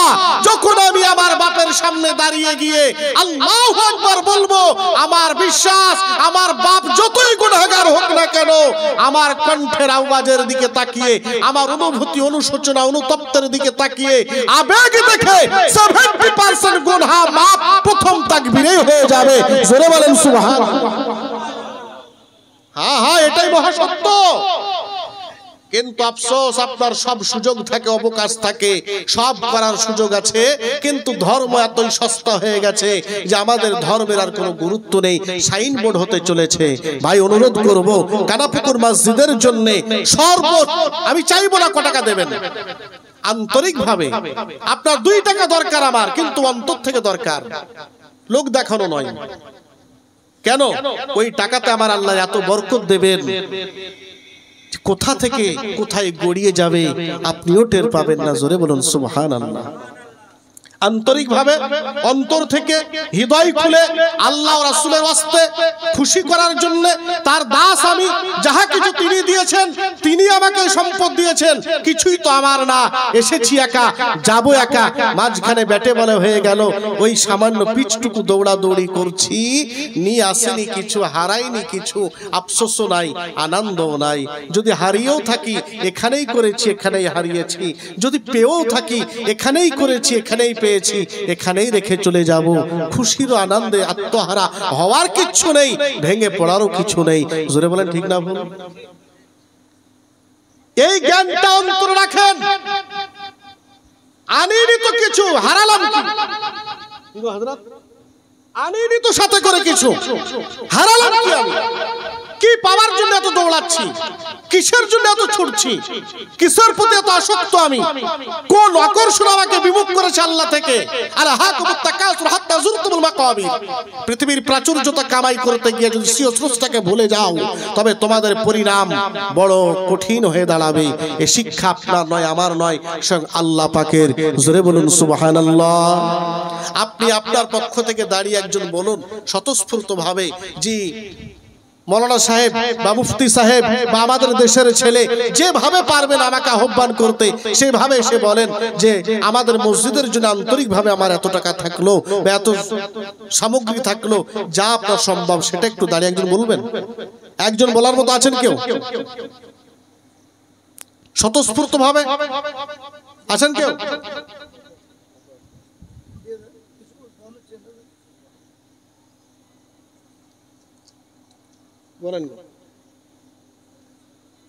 আমাদের পরিচিত, শুধু আমার না, আমাদের এলাকারই পরিচিত, সহজ সরল ভাষায় আমরা যাকে চিনি বুড়ু ডাক্তার নামে, ঠিক না ভুল? জোরে বলেন। এই নামে আমরা চিনি। এর থেকে ভালো নাম কি যদি আমাকে বলতে বলেন তো আমি আর বলতে পারবো না, আমার পক্ষে সম্ভব না। উনার ছেলে ডাক্তার ফাইজান সাহেব পরিচিত, উনারাই দেখেন। এতক্ষণে জানতে পারলাম আবুল খায়ের, কিন্তু এই নাম বললে তো কেউ চিনবে না। চিনবে নাকি? 2-5 জন চিনতে পারেন, তার বেশি চেনা যাবে না। তাহলে আমাদের কাছে যে নামে তিনি পরিচিত সেটাই সর্বাধিক প্রিয়, ঠিক না ভুল? ভোটার কার্ড, আধার কার্ড সরকারকে দেখাবেন, কিন্তু বুলু ডাক্তারটা আমরা দেখতে চাই। কি আমাদের ভগবানগোলা মেডিকেল ইনস্টিটিউটের প্রতিষ্ঠাতা, কর্ণধর, আপনাদের কানাপুকুরে এসেছেন। আর্থিক কাঠামো আল্লাহর রহমতে ভালো, আপনার প্রতিবেশী হয়েছেন, তাই সাহায্যের হাত বাড়িয়েছেন, ঠিক না ভুল? নিশ্চয় ভগবান বলে থাকলে আসতেন না, দরকার ছিল না। যেহেতু কানাপুকুর এলাকায় এই মৌজায় এই দাগে এই খতিয়ানে উনি আপনাদের পারিপার্শ্বিক প্রতিবেশী হয়ে গেছেন, সেই প্রতিবেশীর সম্মান বজায় রেখেছেন কি রাখেননি? একটু জোরে বলতে হবে না, কষ্ট হচ্ছে বলতে? একটু সবাই মিলে বলি, আমাদের ভগবানগোলা মেডিকেল ইনস্টিটিউটের প্রতিষ্ঠাতা বা কর্ণধর জনাব ডাক্তার বুলু সাহেব 10,000 টাকার দাতা। জোরে বলেন জিন্দাবাদ, নারে তাকবীর, নারে তাকবীর, নারে রিসালা। আল্লাহ পাক উনার ইহলৌকিক পারলৌকিক কল্যাণ করুন, হেদায়েতে কামেলা নসিব করুন। আমরা সকলে দোয়া করব। জানি না আমার দোয়া কতটুকু পৌঁছাবে, কিন্তু আন্তরিকতা আছে যে অবশ্যই অবশ্যই একজন মুমিন আরেকজন মুমিনের জন্য উপকারী, একজন মুসলিম আরেকজন মুসলিমের জন্য উপকারী। আমরা এক অপরের দোয়াতেই টিকে আছি। এই দোয়া নিশ্চয়ই আল্লাহ দরবারে কবুল হবে। তিনার ব্যবসা বাণিজ্যে রুজি রোজগারে সুস্থতার সঙ্গে আল্লাহ তাকে নেক হায়াত দান করুন এবং প্রতিষ্ঠিত আরো করুন, এবং আমাদের মুসলিম জাহারের পাশে আরো সহযোগিতার হাত নিয়ে দাঁড়ানোর অবকাশ যেন তিনি পেয়ে থাকেন। সকলে বলি আল্লাহুম্মা আমিন। আব্দুল জব্বার সাহেব 1000 টাকা, মদিনা বাবা 500 টাকা, আল্লাহুম্মা আমিন। আল্লাহ কবুল করুন।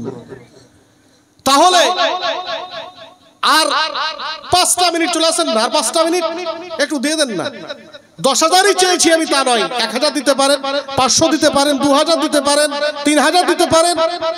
আমি আপনাদেরকে নিয়ে যাব। আজকে 3টে অপশন আপনাকে দেব। গত পরশু মনে হয় বলছিলাম আমি দক্ষিণ দিনাজপুরে 92 বছরের একজন বয়স্ক সাহাবী নবীকে গিয়ে বলছেন, ইয়া রাসূলুল্লাহ 4টে বিয়ে করেছি। কয়টা?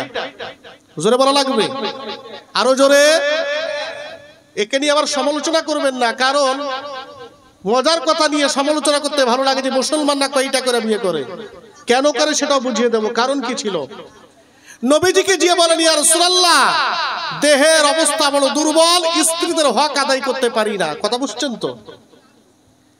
নবী বললেন, কত বড় নবী ডাক্তার, আমি এই জন্য বলেছি সর্বকালের সর্বশ্রেষ্ঠ স্বাস্থ্য বিজ্ঞানী মুহাম্মদুর রাসূলুল্লাহ। জোরে বলেন সুবহানাল্লাহ। আরেকটিবার জোরে বলেন। বেনামে, আমার নাম না জানা থাকলেও হবে। জানেন কে? আরো জোরে বলেন। দেশে বাস করার জন্য ভোটার কার্ডে নাম লাগবে, ভোটার লিস্টে নাম লাগবে, কিন্তু রুহু জগৎ থেকে সেজে আছে আমার আল্লাহর কাছে। ঠিক না বল? বেনামে আরেকজন মা মনে হয় এসে 5,000 টাকা দিয়েছেন। আল্লাহ কবুল করুন, জোরে বলি আমিন। আর কেউ আছেন না? আছেন? আছেন? চুপ করে আমাকে সময় নষ্ট করলে মূল্যবান কিছু নষ্ট হয়ে যাবে। কথাবার্তা সমুদ্র গভীর থেকে সেচে নিয়েছে, আপনাদেরকে একটু শেয়ার করতে এসেছি। এই শেয়ারের সময়টা নষ্ট হয়ে যাক, এটা আমিও চাইছি না। সামান্য কিছু নিয়ে যদি একটু উঠে আসেন। 5টা মিনিট। আর কেউ আছেন? আছেন কেউ? তাহলে বলছিলাম যে আমাদের নবী সর্বকালের সর্বযুগের সর্বশ্রেষ্ঠ স্বাস্থ্য বিজ্ঞানী। এটা যদি চিন্তা করি কোরআন হাদিস থেকে, তাহলে তিনি যে আমাদের পদ্ধতি জীবন ব্যবস্থা দিয়ে গেছেন, আমরা পালন করলেই কেল্লা ফতে। আছেন না কেউ? কেউ নাই? 1000, 5000, 10,000, 2000, 500 করে কেউ আছেন না? কালকে দেবো বলে সবাই ওয়াদা করে বসে আছেন। কালকে তো দেবেনই জানি, আজকে কিছু চাইছিলাম। একবার মোহাব্বতে একটু জোরে সোরে বলেন তো, নারে তাকবীর। হচ্ছে না, হচ্ছে না, চলছে না। এত ফিউজ থাকলে হয়, একটা হয় ফিউজ, একটা কনফিউজ। একটা ফিউজ আর একটা কনফিউজ। আমরা যখন মাদ্রাসায় পড়তাম, কি নাম আর একজন দুষ্কি নাম সেন্টু ভাই, 200 টাকা, আল্লাহুম্মা আমিন।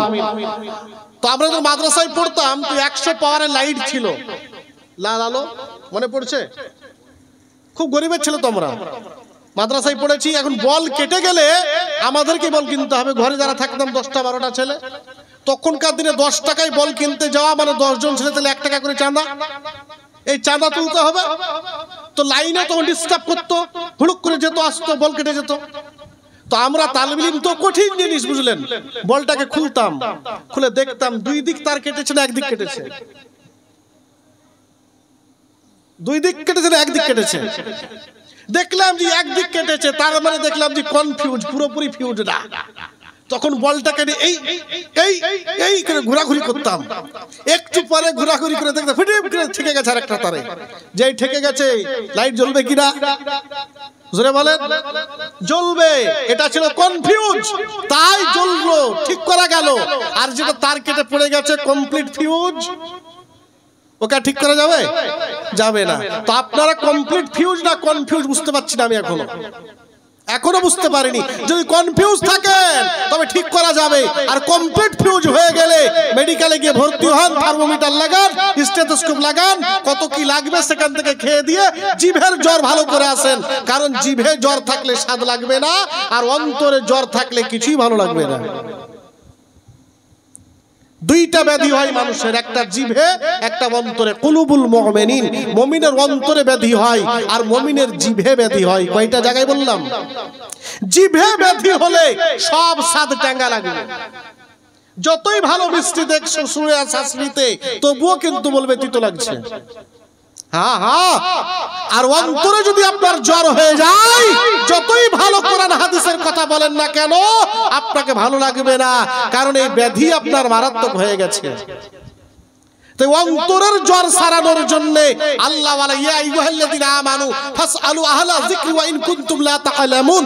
আল্লাহ বলছেন যদি তোমার অন্তরে ব্যাধি হয়, পরিষ্কার করার জন্য ট্রিটমেন্ট দরকার। ট্রিটমেন্ট কোথায় করবে? আল্লাহ ওয়ালাদের কাছে যাও, সংশোধন হয়ে যাও, সংযত হও, সংযমী হও, সামনের পথ অবারিত দেখতে পাবে। জোরে বলুন সুবহানাল্লাহ। তাহলে দুইটাই ব্যবস্থা আল্লাহ দিয়েছেন না দেননি? জিভে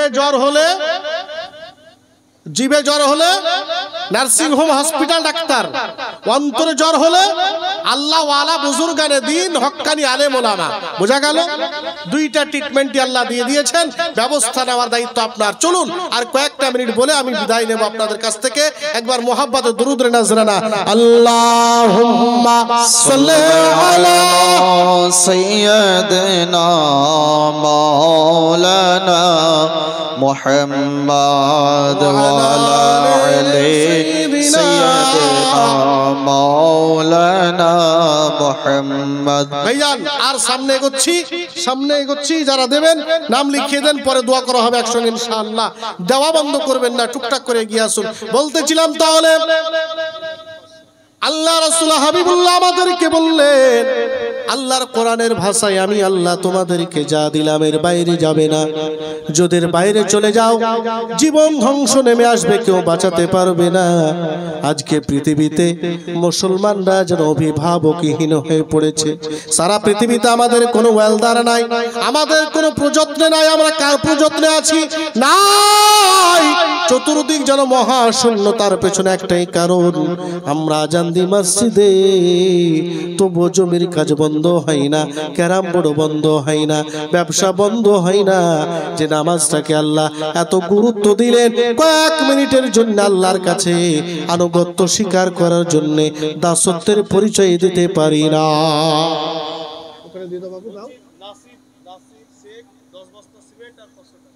নাসির শেখ, মাশাআল্লাহ মাশাআল্লাহ, মারহাবা। নাসির শেখ 10 বস্তা সিমেন্ট আর 500 টাকা। কিন্তু 10 বস্তা সিমেন্টের কাজ করতে মেলা মিস্ত্রি লাগবে গো। একটা মিস্ত্রিতে সারে 500 টাকা মানে একটা মিস্ত্রি, ঠিক কি না? তো 10 বস্তা সিমেন্টে কমপক্ষে 5টা মিস্ত্রি দেওয়া লাগবে, তবে সারবে। ভাইজান বলতেছিলাম আমি, আল্লাহ রাসূল হাবিবুল্লাহকে আল্লাহ বললেন, হাবিব আপনি বলে দেন, আপনি জানিয়ে দেন আমার সিস্টেমের বাইরে যারা আসবে, কেউ তাদেরকে পৃথিবীতে টাকাওয়ালা বলতে পারে, জমিদার বলতে পারে, কেউ তাদেরকে বেশি বেশি স্যালুট করতে পারে, কিন্তু তারা বুদ্ধিমান নয়। প্রকৃতপক্ষে তারাই বুদ্ধিমান, তারাই বুদ্ধিমতী, যারা দুনিয়ার পাশাপাশি আখিরাতটাকে ব্যালেন্স করে জীবন যাপন করলেন। প্রকৃতপক্ষে এরাই কাফন পরার পরে কাফনের ভিতরে হাসবে, ব্যাটে বলে খেলবে। কেন খেলবে?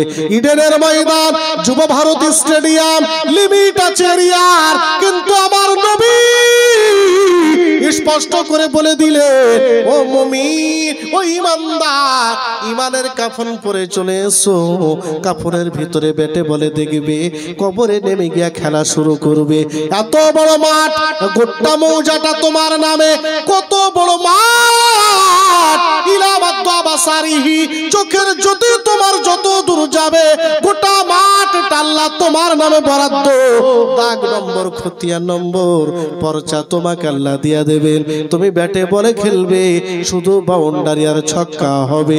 ওই ময়দানটা পেতে যদি চাও, আমার নবী বললেন মুমিন ইমানের ব্যাটারিটা চার্জ করে কাফনের মধ্যে সংযত হয়ে কবরে চলে এসো।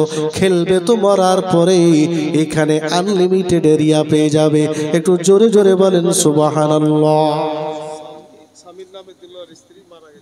স্বামীর নামে দিয়েছে বেগম সাহেবা, স্বামীর নামে মারা গেছেন, ইন্তেকাল করেছেন। 1000 টাকা আল্লাহ কবুল করুন, জোরে বলেন আমিন। তাহলে আমরা চিন্তা ভাবনা করব। কি চিন্তা ভাবনা? ছোট্ট করে বলে দিই, আমরা নবীর পক্ষে কতখানি থাকব, কতটুকু থাকব, কিভাবে থাকব, কিভাবে থাকলে আমরা আল্লাহ রাসূলকে সন্তুষ্ট করতে পারবো, এইটুকু বলে আপনারা সঙ্গে করে নিয়ে যাওয়ার চেষ্টা করবেন। আল্লাহ রাসূল হাবিবুল্লাহ সাল্লাল্লাহু আলাইহি সাল্লাম হাদিস শরীফের ভাষায় আমাদেরকে বললেন, وعن انس بن مالك رضي الله تعالى عنه قال قال رسول الله صلى الله عليه وسلم لا يؤمن احدكم حتى اكون احب اليه من والده ولده والناس اجمعين او كما قال عليه السلام رواه البخاري। প্রথম খণ্ড 7ম পৃষ্ঠার হাদিস। আল্লাহর নবী আমার বললেন, ও আমার উম্মত, উম্মতি, মনে রেখো, কানে রেখে নাও, খবরদার খবরদার, নিজেকে মুমিন বলবে না, ইমানদার বলবে না। মুমিন বলবে না, ইমানদার বলবে না, কতক্ষণ বলবে না? বিবি, বাচ্চা, বেটা বেটি, ধন সম্পদের চেয়েও আমি নবীকে যতক্ষণ বেশি ভালোবাসতে না পারবে। একটু চিৎকার দিয়া বলেন সুবহানাল্লাহ। এত সুবহানাল্লাহ বলতে কেন বলছি জিজ্ঞাসা করেন। আমার নবী আবারও বলেছেন বুখারীতে, শেষ হাদিস বুখারীতে, এরপর আর কোনো হাদিস নাই। ওয়ান আনাস ইবনে মালিক রাদিয়াল্লাহু তাআলা আন قال قال رسول الله صلى الله عليه وسلم كلمتان حبيبتان الى الرحمن خفيفتان على اللسان وثقيلتان في الميزان سبحان الله وبحمده سبحان الله العظيم او كما قال عليه السلام রাওয়াহুল বুখারী। একটু জোরে বলেন আল্লাহু আকবার। আর একটু জোরে বলেন আল্লাহু আকবার। আমার নবী বললেন, ও ঈমানদার মুমিন, অল্প ইনভেস্টে বেশি তোমরা ব্যালেন্স পেতে চাও, ইনভেস্ট কম করবে, রিটার্ন বেশি চাও, ব্যাংকে জমা করবে কম, রিটার্ন নেবে বেশি। বলে হ্যাঁ। আমার নবী বললেন, আমার আল্লাহ পাকের কাছে দুইটা বাক্য বড় প্রিয়, বলতে সহজ ভাষায়, ওজন করলে অনেক ভারী। তোমরা যত বেশি পারবে আল্লাহর মহত্বের বড়ত্বের ঘোষণা করার জন্য সুবহানাল্লাহ আলহামদুলিল্লাহ পড়বে। যদি পড়তে পারো, মিনিমাম ব্যালেন্স জমা হবে তোমাদের নামে, সেভিংস হবে 80টি নেকি। একটু জোরে বলেন সুবহানাল্লাহ। ভাইজান, আমি আপনাকে বলবো, ছোট্ট করে একটা কথা মনে পড়েছে। নবীর পক্ষে আমরা কতখানি থাকতে চাই। আমরা নবীকে বলবো, নবী গো, তোমার আমরা অসহায় উম্মাত, এতিম উম্মাত। আজকে আসমানের নিচে, জমিনের উপরে, চতুর্দিকে তাকিয়ে দেখলাম, আপন কাউকে খুঁজে পেলাম না। ওগো আমাদের সাক্ষী দে না, ওগো আমাদের মাওলানা, হে আমাদের নেতা, হে আমাদের অভিভাবক, আমরা বিপদগ্রস্ত হয়েছি, উম্মাত হিসাবে দাবি জানাচ্ছি, আমরা ধর্ণা দিতেছি, নবী গো আমাদের পক্ষে শান্তির বিচার করে দেন, আমাদের জমিন আমাদের জন্য অবারিত করে দেন, স্বাধীন চিত্তে দিন যাপন করার সুযোগ করে দেন। ও নবীকে জিজ্ঞেস করলাম, হুজুর একটিবার বলবেন আপনার পক্ষে আমরা কেমনে থাকতে পারবো, ব্যবস্থাপনাটা কেমন হবে? এই জায়গাতে এসে আমার নবীজি শিখিয়ে দিলেন, তোমার বলা, তোমার চলা, তোমার উঠা, তোমার বসা, তোমার রোজগার, তোমার তোমার খাওয়া, তোমার পানাহার করা, তোমার জীবন যাপন করা, বিবির সঙ্গে রাত যাপন করা, আমোদ প্রমোদ মনোরঞ্জন যা কিছুই করবে সব করবে আল্লাহ রাসূলের সন্তুষ্টির জন্য। আল্লাহ রাসূলকে ভুলে করা যাবে না। না না না না না না না। রোম সম্রাট হেরাক্লিস আমার নবীর বিপক্ষে সেনাবাহিনী পাঠিয়েছিল। নবীজির আদর্শের কাছে মাথা নত করে, নবীজির ব্যাটল বাহিনীর কাছে মাথা নত করে স্যারেন্ডার হয়ে নবীজির কাছে তারা দাসত্বের পরিচয় দিয়েছিল। একটু জোরে জোরে বলেন সুবহানাল্লাহ। আপনার আদর্শ কোথায়? আপনার চরিত্র কোথায়? আপনার ভিতরে নম্রতা কোথায়? আপনার আদর্শ আজকে কোথায়? আপনার আদর্শ খুঁজে পাওয়া যায় না। আপনার ভিতরে ইসলাম খুঁজে পাওয়া যায় না। ইসলাম যদি চৌকাঠেও লাগানো থাকতো ভাবতাম আছে, না, বড় কষ্ট লাগে। ইসলামকে খুঁজে পাওয়া যাচ্ছে না। ইসলাম যেন কোথাও হারিয়ে গেছে। আজকে মুসলমান ঈদের নামাজ পড়বে মুসলমান, পড়াবে মুসলমান, পুলিশকে জোগাতে হচ্ছে, ভোট দেবে মুসলমান, ভোট নেবে মুসলমান, পুলিশ প্রশাসনকে জোগাতে হচ্ছে। এর চাইতে লজ্জার কি আছে? মুসলমান নামাজ পড়বে আর পুলিশ মারামারি মেটাচ্ছে। মুসলমানের নামাজের জন্যে প্রশাসন আরাম পায় না, তারা কেউ ছুটে বেড়াতে হয়, ইট পাটকেল খেতে হয়, তাদেরও জীবনের নিরাপত্তা নাই। ও মুসলমান, তুমি কতটুকু মুসলমান বুঝে আসলো না কেন? তোমার বিশ্বাস উঠে গেছে ওয়াল কদরে খাইরিহি ওয়া শাররিহি মিনাল্লাহি তাআলা। এখানে তোমার বিশ্বাস নাই, এখানে তোমার ঈমান নাই। ভালো মন্দের মালিক একমাত্র আমার আল্লাহ। কোন হাসপাতাল ডাক্তার রোগীকে মেরে দিতে পারে না, কারো থাপ্পড়ে কেউ মারা যায় না, কারোর আঘাতে কেউ মরে যেতে পারে না। হুট করে ঘটন ঘটে থাকে আল্লাহর পক্ষ থেকে। বান্দারে, তোর মৃত্যুর মালিক তো আমি আল্লাহ। ওইখানে তোর মৃত্যু অবধারিত ছিল, কিন্তু এটাকে নিয়ে আমরা স্কুলের মাস্টারকে ধোলাই করি, এটাকে নিয়ে হাসপাতাল ভাঙচুর করি, এটাকে নিয়ে আমরা বড় বড় প্রতিষ্ঠানকে নষ্ট করি। শুধু তাই না, আমার আল্লাহ বলেছেন, ও মা বান্দা বান্দি, তোমাদের মধ্যে থেকে দুইটা জিনিস উঠে গেলে আর তোমরা নিজেদের নিরাপত্তা কোথাও আছে মনে করবে না। কয়টা জিনিস বললাম? জোরে বলেন, জোরে বলেন। দুইটা জিনিস। এই দুইটা জিনিস যদি তোমাদের মধ্যে থেকে উঠে যায় তবে জানবে প্রতিটি পায়ে তোমাদের বিপদ। কেননা আমি আল্লাহ তোমাদের নিরাপত্তা উঠিয়ে নেব, আমি আল্লাহ তোমাদের নিরাপত্তা দেব না।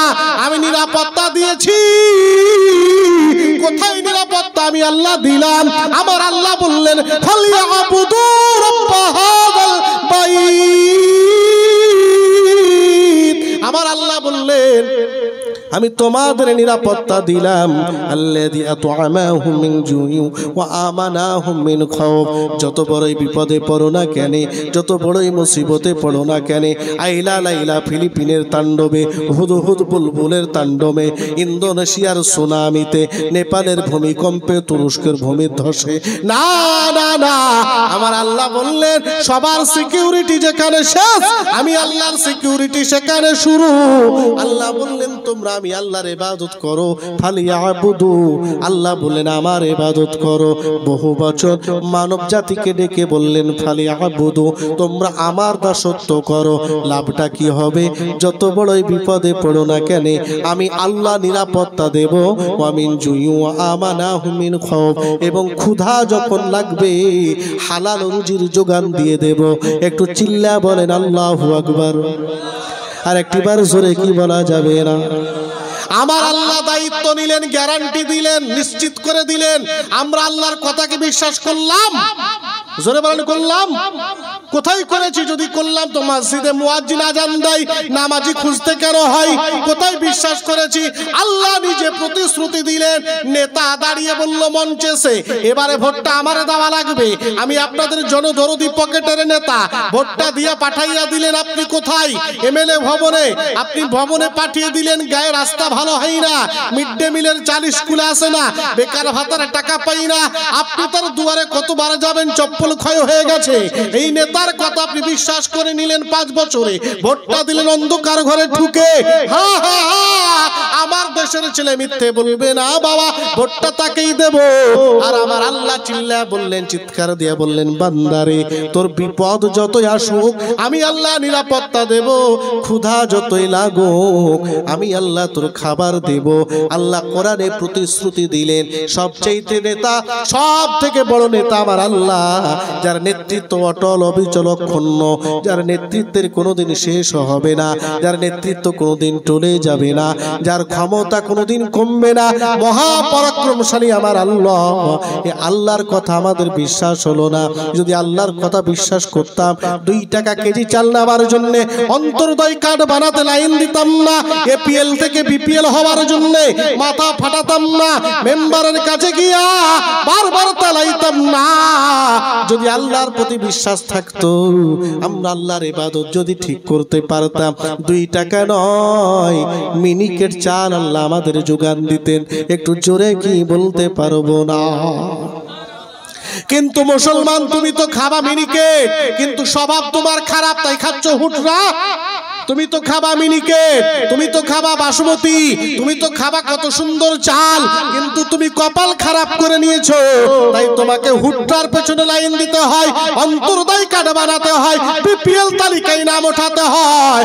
মুসলমান তুমি যদি মুসলমান থাকতে আল্লাহর পক্ষ থেকে তোমার উপরে বরকত হতো, কত বরকত, এত বরকত হতো, তোমার কোনোদিন বিরিয়ানি বন্ধ হতো না। বিরিয়ানি খেতে বিসমিল্লাহ বলে, শান্তি পেতে আলহামদুলিল্লাহ বলে, প্যান্ট শিট লাগতো না, প্যান্টোড্যাক লাগতো না, র্যান্টাক জিনট্যাক লাগতো না, না বাবা না, গলব্লাডার স্টোন হতো না, চর্বি জমে যেত না। আল্লাহর দেওয়া বিধান অনুপাতে পেটকে 3 ভাগ বানাইয়া 1 ভাগ খেতে, 1 ভাগ ফাঁকা রাখতে, 1 ভাগ পানি পান করতে। কোনোদিন তোমার কিডনিতে স্টোন জমবে না, চর্বি জমবে না, কোনোদিন শরীর অসুস্থ হবে না। নবীর ফর্মুলায় জীবন যাপন শুরু করে দেওয়া লাগবে, সফলতায় পৌঁছায়া দিবেন, সুস্থ জীবন দেবেন আমার আল্লাহ। কিন্তু বান্দারে চিল্লা গেলাম বেকার হয়ে যাবে। জানি সকাল বেলায় বলবেন কার বলার ক্যাপাসিটি কেমন ছিল, কে কেমন চিৎকার দিয়েছিল, কে কেমন বুঝিয়েছিল, বললাম কি বুঝালাম কি, এটা কিন্তু বিচার্য হবে না, সব ফাঁকা আওয়াজ বেরিয়ে যাবে।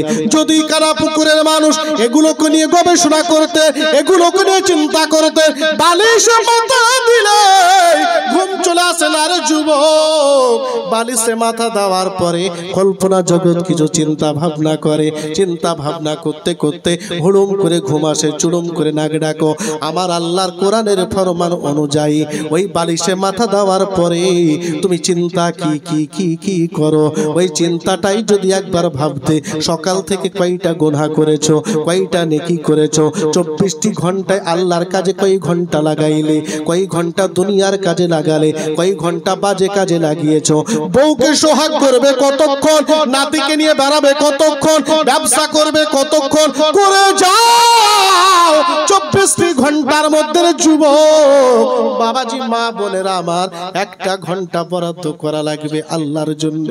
যাই নামাজটা বিছিয়ে দেবেন, আল্লাহ গো এখন আমার ডাক্তারি নাই, এখন আমার মাস্টারি নাই, এখন আমার ব্যবসা নাই, এখন আমার মাদ্রাসা নাই, এখন আমার স্কুল নাই, এখন আমার বউ নাই, এখন আমার ছেলে নাই, এখন আমার জমি নাই, জায়গা নাই।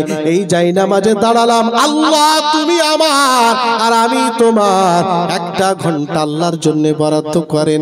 যদি এই সুযোগ নসিবে না জুটে, নিজেকে সফল ভাববেন না, ব্যর্থ জীবন, আর ব্যর্থ জীবন মানে আপনার ধ্বংস নেমে আসবে। 1টা ঘন্টাও আল্লাহ পাকের জন্য বরাদ্দ করেন, 23 ঘন্টা আপনার কাজে লাগান, 1টা ঘন্টা আল্লাহর জন্য রাখে দেন। মহাস্রষ্টার সঙ্গে, সৃষ্টির সঙ্গে স্রষ্টার সম্পর্ক তৈরি করেন। এই ঘন্টাটা বড় দামি, এই দামি ঘন্টাটাই আপনার জীবনের পরকাল উজ্জ্বল করে দেবে, আনন্দের করে দেবে, সীমাহীন অনাবিল আনন্দের সাগর কিনে দেবে। একটু জোরে জোরে বলেন সুবহানাল্লাহ। আরে আমি পাগলার মতো বকেই চলে যাচ্ছি, তো বলেন 11:30 বেজে গেছে। হ্যাঁ আর ওরকম তো থাকবেই, বিপদে পড়ে আছে তো, ছাড়েও না, যেতেও পারে না। হয়েছে কিনা তাই বলেন তো, এরকম হয়েছে কিনা যে মৌলভী সাহেব ছাড়ছে না, মুফতি সাহেব ছাড়ছে না, তো যাবো কি করে? এই অবস্থায় পড়ে আছেন না আপনারা। আরে ওরকম 2-1টা বলে, হ্যাঁ, ভালো লাগাতে লাগছে ঠিক আছে, কিন্তু মানা যাবে তো? চেষ্টা করবেন তো? 10টা পারবেন না, একটা পারা যাবে তো? হুজুরে বলেন, পারা যাবে না? মানুষ অভ্যাসের দাস, মানুষ চেষ্টা করলে পারে তো? না পারবে না? চেষ্টা করা লাগবে। হ্যাঁ হ্যাঁ হ্যাঁ, চেষ্টা করা লাগবে। আপনি যদি অলস হন, কেউ আপনাকে সফলতা এনে দিতে পারবে না, কেউ পারবে না। 2006 সালে মৌলানা পাস করেছিলাম। কয় সালে বললাম? 6 সালে। হুড়ুম করে ইচ্ছা হলো মুফতি পড়বো। 16 সালে ভর্তি হলাম। কত সালে? জোরে বলেন। 16 সালে ভর্তি হলাম। 16 সালে ভর্তি হলাম। সংসার, বিবি বাচ্চা সব করার পরে আমার আব্বা আমাকে ঘুমাতে বলতেন, বেটা ঘুমাগারে, আর পড়তে হবে না, যা। আব্বা ঘুমাতে বলতেন, বুঝতে পেরেছেন তো? কারি হানজালা সাহেব চলে গেলেন, আপনাদের আগে ছিলেন না? এই লোকটা জানেন, এই লোকটা জানেন 2টা বছর কখন ফজর হয়েছে আর কখন সকাল হয়েছে টের পেতাম না, টের পেতাম না। পরিশ্রম, আপনি অলস হলে হবে না। সফল আপনি চেষ্টা করেন, দেবেন কে? জোরে বলেন। সিহাসিত্তার এমন একটা পৃষ্ঠা বলেন যে হাদিসটা আমি আপনাকে বলতে পারবো না, ইনশাআল্লাহ আল্লাহর রহমতে বলে দেব, ইনশাআল্লাহ বলে দেব, কথা দিচ্ছি। কারণ এত পরিশ্রম করেছি, এত পরিশ্রম করেছি।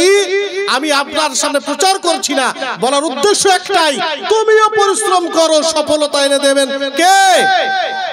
আগামী বছর জলসা করব, বুকিং করে রেখেছেন, টাকা আপনার ঘরে এসে দিয়ে যাবে। আপনি টাকার পিছনে ছুটিয়েন না, আপনি পরিশ্রম করেন, টাকা আপনার পিছনে ছুটবে। কি গো? আপনি পরিশ্রম করেন, টাকা আপনার পিছনে ছুটবে। আগামী 26 সালে জলসা করব, নাই নাই করে 1 লাখ টাকা অ্যাকাউন্টে জমা হয়ে গেছে অ্যাডভান্স। কারণ আল্লাহ বলেছেন, আমি তো মাঝে মধ্যে বলি আমার বড় ভাইকে, মাস্টার তো, আমার বড় ভাইকে মাঝে মধ্যে বলি যে তোমাকে যত টাকা খরচ করে আব্বা হাই স্কুলের মাস্টার বানিয়েছেন, অত টাকা আমার পিছনে খরচ করলেন আমি হেলিকপ্টারে বেড়াতাম। এটাকে ভিখারি পড়া বলেন? আরে ভিক্ষা করা পড়া তাই বলেন। যার উপায় নাই সে মাদ্রাসায় পড়তে যাবে? আরে প্রকৃত পড়ার মতো পড়ান ছেলেকে, পড়ার মতো পড়ান। ডাক্তার, মাস্টার, ইঞ্জিনিয়ার, অফিসার, কে আপনার সঙ্গে টক্কর দেবে? কে দেবে?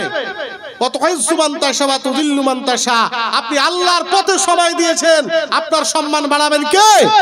চিল্লা বলেন। আল্লাহ পাক।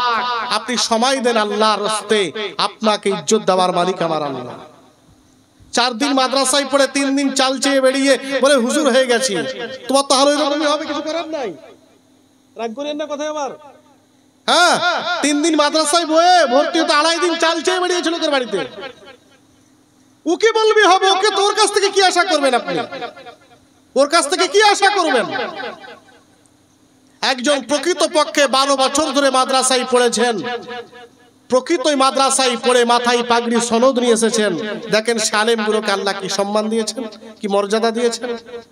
মাস্টার, ডাক্তার, আপনি তো মনে করছেন প্রতিদিন 1000 টাকা করে রুগী দেখবো, 10টা রুগী দেখলে 10,000, 50টা দেখলে 50,000। হ্যাঁ দেখবেন, অবশ্যই পাবেন আপনি, এটাও সেবা। যদি সেবার মন নিয়ে করেন, মানসিকতা যদি ঠিক থেকে থাকে, অবশ্যই সেবা। কিন্তু আপনি দিন ইসলামের সঙ্গে, ইসলামের জ্ঞানে, ইসলামের চর্চায় যখন আপনি চর্চিত হবেন, আপনি এখানেও নাজাত পাবেন, আখিরাতেও নাজাত পাবেন। ব্যাটে বলে ব্যালেন্স করে জীবন যাপন করে গেলেন, আপনার ইহকাল পরকাল কল্যাণ করে দেবেন আমার আল্লাহ। তো জোরে বলুন সুবহানাল্লাহ। শেষ কথাটা বলতেছিলাম যুবক, আল্লাহ রাসূল হাবিবুল্লাহ আমাদেরকে শিখিয়ে দিলেন, এই জীবন ব্যবস্থা যদি তোমরা গ্রহণ করে নিতে পারো, আমি নবী কথা দিলাম, তোমাদেরকে কেউ পৃথিবীতে পিছিয়ে রাখতে পারবে না। আমি কোনো একজন মনীষীর কিতাব পড়েছি, বই পড়েছি, তার নাম ডাক্তার রামমোহন রায়, ঈশ্বরচন্দ্র বিদ্যাসাগর, স্বামী বিবেকানন্দ, তাদের বইগুলো একবার পড়ে দেখেন। মহাত্মা গান্ধীর লেখা বই, কত সুন্দর লিখলেন। মহাত্মা গান্ধী তো লিখেই দিলেন, ভারতবর্ষের মাটিতে খাজা মাইনুদ্দিন যদি আগমন না করতেন, ভারতের মানুষগুলো মানুষই হতে পারতো না। আমরা নাকি 1000 বছর আগে বন মানুষ ছিলাম। ইতিহাস পড়েছেন না? পড়েননি? পড়েননি? আদিম যুগে পড়েছেন না? কি গো, ইতিহাস কি কেউ পড়েননি? 3 তে 4 কেউ পড়েননি? 1000 বছর আগে বন মানুষের ছিল, পড়েননি? বাসনা পড়েছি তো, হ্যাঁ আমি তো মাঝে মধ্যে মাথা ঘুরে যাই আমার। কি অবস্থা, কত কেজি গাঁজা খেলে এগুলো রাখা যায়? হ্যাঁ গো, তাও এক্সপায়ার ডেটের গাঁজা। মানুষ কোনদিন বানর হয়? চার্চ ডারউইন বিবর্তনবাদের তত্ত্ব দিতে গিয়ে আমরা তো হোমোসেপিয়েন বানিয়ে ছেড়ে দিলেন। আমরা নাকি হোমোসেপিয়েন ছিলাম, বিবর্তনবাদ একটা ক্রমবর্ধমান পরিবর্তন হতে হতে হুলুম করে লেজ খুলে গেল, চুলুম করে মৌলানা হয়ে গেল। কি মজার কথা। আবার কেউ বিজ্ঞানী বলছে কসমোলজি, আমরা নাকি অ্যাক্সিডেন্টের শিকার। আল্লাহর ইচ্ছা ছিল না আমাকে তৈরি করার, আমরা অ্যাক্সিডেন্ট করে পৃথিবীতে এসেছি। বলে নাউজুবিল্লাহ, একটু জোরে বলে নাউজুবিল্লাহ। না, আমরা হলাম জান্নাতের প্রোডাক্ট, আমরা জান্নাতি প্রোডাকশন। কি আমরা জান্নাতি প্রোডাকশন। কুল্লু শাইউন ইয়ারজিউ ইলা আসলিহি, প্রতিটি বস্তুর স্বভাব হলো তার নিজের দিকে ফিরে যাওয়া। আমাদের দায়িত্ব আমরা জান্নাতের দিকেই ফিরে যাব। জোরে বলুন। হ্যাঁ, জান্নাতের দিকেই ফিরে যাব। আমরা মানুষ, আল্লাহ আমাদের দামি বানিয়েছেন। মানুষ ব্রাশ করতে জানতো না, চুল কাটতে জানতো না, নখ কাটতে জানতো না, তাহলে একে তো দেখে এমনি বড় মানুষ লাগবে, লাগবে না? কি লাগবে না? আরে ব্রাশ করে মুখ থেকে সুন্দর সেন্ট বের হয়, জাইতুনের দাঁতন করলে মুখে ফসফরাস অ্যান্টিভাইরাস তৈরি হয়, দাঁতের হাড়িস দূর হয়, রক্ত পরাবন্ধ হয়, মুখের সৌন্দর্য বৃদ্ধি হয়। বোর কাছে ঠোঁট নিয়ে গেলে বুকে গন্ধ লাগবে না, মিষ্টি সুবাস লাগবে। এই জন্য নবী যখন বিবিদের ঘরে যেতেন তো তার আগে নবী দাঁতন করে যেতেন। জোরে বলুন। আমরা সিগারেট খেতে খেতে যাই, জর্দা খেতে খেতে যাই, বউ এই জন্য মুখ লাগাই না, আমাদের প্রেম টিকে না, 100% ভালোবাসা তৈরি হয় না। আরে মনোরঞ্জন কাকে বলে এটাও নবী শিখিয়েছেন, খালি নামাজ শিখাননি। জোরে বলেন সুবহানাল্লাহ। আম্মা আয়েশা সিদ্দিকাকে জিজ্ঞেস করলাম নবীজি দাঁতন কেমন করতেন, তো বলছেন 5 ওয়াক্ত ওযুতে করতেন, গোসলের টাইমে করতেন। বিবিদের ঘরে রাতের বেলায় যখন আসতেন তো আগে দাঁতন করে মুখটা পরিষ্কার করে আসতেন। 4টা ঠোঁট যখন এক জায়গায় হতো 100% প্রেম ছাড়িয়ে 1000-এ চলে যেত। না লাগতো গন্ধ, না লাগতো অস্বস্তি, বরং প্রেম বেড়ে যেত। জোরে বলুন। আর একটু জোরে বলা যাবে না? কেন লজ্জা লাগছে? না, জানতে হবে আপনাকে, বুঝতে হবে। এই যদি কাজ করেন, দাঁতন করে সুন্দর করে মুখের গহ্বরের দুর্গন্ধ দূর করে বিবির কাছে যদি যান, নবীর সুন্নাত আদায় হয়ে যাবে। 4টে ঠোঁট এক জায়গায় হতে দেরি, 70টা গুনাহ মাফ হতে দেরি হবে না। ওঠান না কোরআন, হুন্না লিবাসুল লাকুম ওয়া আনতুম লিবাসুল লাহুন্না। তাফসীর ইবনে কাসির, তাফসীর মাদারিক বাইজাবি খোলেন, তাহলে আমার গ্যালারিতে দেখে আসেন। আল্লামা ইমাম যাহাবী বলেছেন, স্বামী স্ত্রী যখন আন্তরিকতার সাথে, অস্বস্তির সাথে না, মদের গন্ধ লাগবে, বউ জোর করে ঠোঁট ঠাকাবেন, বোর আন্তরিকতা থাকবে না। যখন আন্তরিকভাবে 4 ঠোঁট এক জায়গায় হবে, আমার নবী বলেছেন 70টা গুনাহ ঝরে যাবে। জোরে বলুন। বিবিকে আদর করলেও নবীর ফর্মুলাই করবেন, সুন্নাত আদায় হবে, মনোরঞ্জনও হবে, গুনাহও মাফ হয়ে যাবে। চিল্লায়ে বলেন আল্লাহু আকবার। ইসলাম তো এই জন্য ওয়ালদা বেস্ট, সবচেয়ে উত্তম ধর্ম, জীবন ব্যবস্থার নাম ইসলাম। হযরত মুহাম্মদ সাল্লাল্লাহু আলাইহি ওয়াসাল্লাম রেখে যাওয়া দ্বীন আপনি জানেন না, আপনাকে বুঝাবো কেমনে? আমি বুঝানোর সময় আমার নাই, আর জানিও না বেশি, বলবো কি? তার মধ্যে 2টা কথা বলা লাগবে আমাকে, আমি না বলে যাব না।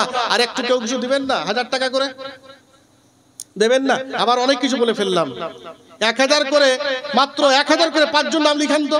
কোন মা বোন স্বামীর পকেট মেরে টাকা দেওয়া জায়েজ না নাজায়েজ, ফতোয়াটা আপনাদেরকে দেবো আজ। হ্যাঁ, আমরা জালসা করে আসি, বুঝলেন, পকেটে টাকা থেকে ঘুমিয়ে গেলাম, সকালে উঠে দেখবো 2000 কম, 3000 কম। জানলা দরজা সব ঠিক আছে, টাকা ঢুকলো কোথায় বলে? বছর শেষে বলবে একটা মালা বানাবো, ব্রেসলেট বানাবো, যদি জিজ্ঞেস করি টাকা কোথায় পেলে, তো এমন চোখ মুখ দেখাবে বড় আমাদের বাপ দিয়ে গেছে। অথচ সব আপনার ধান বেচা, না রাই বেচা, না আপনার পকেট মারা। ঠিক কিনা বলেন? সব আপনার। এই পকেট মারাটা জায়েজ না নাজায়েজ একটু ফতোয়া দেব আপনাদের, টেনশন নেই। মাত্র 10টা ব্যাগ সিমেন্ট আপনাদের মা বোন আপনাদের তরফ থেকে চাইছি, 10টা ব্যাগ একটা করে দেন। আর আপনাদের কাছে 5 জন ভাই চাইছি, একটু আসবেন না? টুক করে দিয়ে দেন না। অনেক কিছু শিখিয়ে দিলাম আপনাদের, শিখালাম না? দরকার ছিল কি ছিল না? ছিল না দরকার? দরকার আছে না নাই? আরো জানাবো মজার কথা কি জানেন, কিছু যুবক ছেলেও এখন পেশাব করার পরে বলছে হুজুর কোনো দোয়া তাবিজ আছে? বলে কেন গো? বলে পেশাব করার পরে মনে হচ্ছে 2-1 ফোঁটা পেশাব পড়ে যাচ্ছে। এ রোগ আছে না নাই? বয়স্কদের তো হতে পারে, যুবকদেরও হচ্ছে। আমি ফর্মুলা বলে দেবো আজকে, ডাক্তার সাহেব পেছনে বসে আছেন, হয়তো বলবে আবার দুশ্মন চলে এসছে, যাবেন তো ডাক্তারের কাছে। তো আমি যদি ডাক্তারি করি তো দুশ্মন বলবে কি না? আরে না, আমি নবীর সুন্নাত বলবো, অসুবিধা আছে নাকি? অসুবিধা আছে? অসুবিধা নাই, টেনশন নেই। নবীর ফর্মুলা বলবো, আপনি 1 সপ্তাহ পরে আমাকে বলবেন হুজুর প্রসাব পড়া বন্ধ হয়ে গেছে, ইনশাআল্লাহ হয়ে যাবে।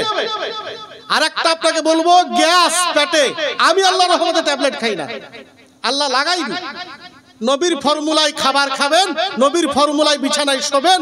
আমি কথা দিচ্ছি আপনাকে, প্যান্টোসিড, প্যান্টোডেক, ওমেজ কিচ্ছু লাগবে না। সকাল বেলায় আপনি আরাম পাবেন, তৃপ্তি পাবেন, শান্তি জীবন পাবেন, গ্যাসও হবে না। নাম্বার 3, স্বামী স্ত্রীতে 100% ভালোবাসা। পরকীয়া আজকের দিনে বিভীষিকাময় রূপ ধারণ করেছে। থানা থেকে আদালত, সুদীজন থেকে বিজ্ঞজন সবাই হাঁপিয়ে উঠলেন পরকীয়া সামাল দিতে গিয়ে। কোথাও পরকীয়া সামাল দেওয়া যাচ্ছে না। ক্যান্সার চাইতো মারাত্মক ভাইরাস, করোনার চাইতো মারাত্মক রূপ ধারণ করেছে। কি জোরে বলেন? করোনার চেয়েও। কারণ আমি যে আমার অফিসে বসি, মাসে 20 থেকে 15টা তালাকের ফতোয়া নিতে যাই মানুষ আমার কাছে। আমি গতকাল বলছিলাম সুবর্ণ মৃগীতে যে মাসে 2-50,000 টাকা তালাক দিয়ে রোজগার হয় আমার, প্রতি মাসে এটা অ্যাভেলেবল হয়ে গেছে। তালাকের ফতোয়া দিতে দিতে লজ্জা লাগছে, লজ্জা লাগছে। এই মুসলমান কত নিচে নেমেছে শুধু পরকীয়ার কারণে। যদি 10টা তালাক হচ্ছে মাসে, 7টাই পরকীয়ার কারণে, 1টা মায়ের ভাঙনে আর 2টা অন্য কারণে। মা সংসার ভাঙার জন্য দায়ী থাকে, অনেক মেয়ে পরকীয়ার কারণে সংসার ভাঙছে, 2টা অন্য কারণে ভাঙছে। আমি অনুরোধ করব, এই পরকীয়া তোমার হবে না। তাবিজ লাগবে না, দোয়া লাগবে না, ইনজেকশন লাগবে না, অ্যান্টিবায়োটিক লাগবে না, ভিটামিন লাগবে না, ইসিজি লাগবে না, কোনো থেরাপি করতে হবে না। নবীর সুন্নাতে সোহাগ করবে, স্বামী তোমার হাতে থাকবে, স্ত্রী তোমার প্রতি আকৃষ্ট থাকবে। একটু জোরে বলেন সুবহানাল্লাহ। একটু জোরে বলবেন না? চিৎকার দিয়ে আমরা আল্লাহু আকবার। আমি শিখিয়ে দেবো আজকে আপনাদেরকে। সবাই করি আমরা, কিন্তু নবীর ফর্মুলাটা জানি না, যার জন্য বুঝি না। কোন সহজ কাজ প্রতিদিনই করি আমরা, কিন্তু জানি না সিস্টেমটা। ওই সিস্টেমে করবেন, দুজনের মধ্যে 100% ভালোবাসা কাফন পর্যন্ত নয়, কিয়ামত পর্যন্ত বজায় রাখার দায়িত্ব নেবেন আমার আল্লাহ। জোরে বলি সুবহানাল্লাহ। 10টা ব্যাগ সিমেন্ট আসবে না, 1 ব্যাগ করে, 2 ব্যাগ করে। কোন বান্ধবী, কোন খালা, কোন মা, কানাপুকুর এলাকা তো আমার মানে সবই তো ছাত্র বন্ধু, ক্লাসমেট আমাদের সবই তো। কারণ আমি তো দূরের ছেলে, আমি তো বাইপাসের ছেলে, ঠিক কিনা জোরে বলেন? সবই তো এলাকা। আমাকে চেনেন না, এখানে খুব কম লোক আছেন, সবাই চেনেন মোটামুটি। আলীর মাস রোডের ধারে একটা মিশন করেছি, 2004 বছর হলো। আপনাদের দোয়া, আল্লাহর রহমতে, শুধুমাত্র গরিবদের জন্য, যাদের টাকা বেশি নাই, হাজার হাজার টাকা নাই, মাত্র কয়েকটা টাকা দিয়ে ভর্তি হও। কয়েকটা টাকার বিনিময়ে মাসে 3টি বিভাগের পড়া শিখো। সকালে মাদ্রাসার কারি হও, আলেম হও, 11টা থেকে 3টে, ডাক্তার হও, মাস্টার হও। একই বিল্ডিং এ, একই প্ল্যাটফর্মে সব রকম টিচিং ব্যবস্থা নিয়ে আমি আপনাদের স্বার্থে, ইসলামের স্বার্থে, জাতির স্বার্থে, দেশের সেবায় গরিবদের জন্য প্রতিষ্ঠানটা খুলেছি। আজকে 150 ছাত্র আমার মিশনে, আপনাদের দোয়াতে। কম্পিউটার চলছে। আমার ছেলে মাধ্যমিক দিচ্ছে। যে ছেলেটা সামনে মাসে কারি পাস করবে, সেই ছেলেটা 535, 610 মাধ্যমিকের রেজাল্ট করেছে, আবার আরবিতে কারিও পাস করবে। জোরে বলেন সুবহানাল্লাহ। এই প্রসেসিং এ গিয়ে যাচ্ছি। আপনাদের একটু দোয়া থাকবে কিনা জোরে বলেন? দোয়া রাখবেন আমার ছেলেদের জন্য, জাতির জন্য, দেশের জন্য, তারা যেন দেশের সম্পদ হতে পারে। 2টো ছেলে চলে গেছে ইঞ্জিনিয়ারিং লাইনে পড়তে, 2 বছর হলো চলে গেছে। একটা ছেলে জয়েন্টে বসার জন্য চেষ্টা করছে, আল্লাহ তাকে যেন মঞ্জুর করেন। আলামিন মিশনের সৈয়দ নুরুল ইসলামের সঙ্গে কথা বলে আপনি অ্যাডমিশন করিয়েছিলাম যে একটু নিয়ে নেবেন। আমাদের মিশনের ছেলে, গরিবের ছেলে, কোচিং এর জন্য যত দায়িত্ব আপনাকে নিতে হবে। আমাদের এই ডাক্তার রেশমা ম্যাডাম সাহায্য করেছিলেন। আপনারা এগিয়ে আসুন, জাতির কল্যাণে একটু এগিয়ে আসুন। আজ বহরমপুর শহরে নাম ভরে যায়, ডাক্তারের নেম প্লেট দেখতে গেলে 10টা ডাক্তারের নাম পড়লে দেখতে পাই 5টাই মুসলমানের নাম। কি গো জোরে বলেন ঠিক না ভুল? আমরা চাই আজকে যারা বলে মুসলমানরা পিছিয়ে আছে, আমরা শুধু ডাক্তারের নেম প্লেট দেখতে চাইছি না, আমরা চাইছি ডব্লিউবিসিএস এর নেম প্লেটে, আমরা চাইছি আরো অন্যান্য বিভাগে আরো বিভাগ আছে, সে সমস্ত বিভাগেও মুসলমান তোমরা এগিয়েছো জাতির খিদমতে, দেশের খিদমতে। তুমি নিজে যদি সফল হও, দেশ তোমার চিন্তা থেকে মুক্তি পাবে। কমপক্ষে দেশের জন্য তুমি হালকা হয়ে গেলে তুমি নিজেকে প্রতিষ্ঠিত করো, পরিবারের উন্নয়ন হবে, সমাজের উন্নতি হবে, দেশের উন্নয়ন হবে, সর্বোপরি 140 কোটি ভারতীয় জনগণের উন্নতি হবে ইনশাআল্লাহ। জোরে বলেন ইনশাআল্লাহ। আছেন না কেউ 10টা ব্যাগ সিমেন্ট দেওয়ার মতো? না থাকেন তো শেষ করে দিলাম, এখানে আর এগোবো না, আর আগাচ্ছি না, বলবো না। আপনার পেশাব টোপাচ্ছে, টোপেই যাক না, হাসপাতালে ভর্তি হন। স্বামী স্ত্রীতে মিল হচ্ছে না তো হয় না। যাদের মিল আছে তাদের ভালো, যাদের হয়নি এখনো তারা টেনশন নিবে যে কি করবো। যাদের বয়স হয়ে গেছে তারা ভাবছে কি করে প্রেম টিকিয়ে রাখবো। আপনাদের দায়িত্ব। হ্যাঁ হ্যাঁ, যাদের গ্যাস ভালো করার দরকার নবীর সুন্নাত অনুযায়ী 10টা ব্যাগ সিমেন্ট, 5 বস্তা করে 2 জন দেন, 5 জনে 2 ব্যাগ করে দেন। আছেন না?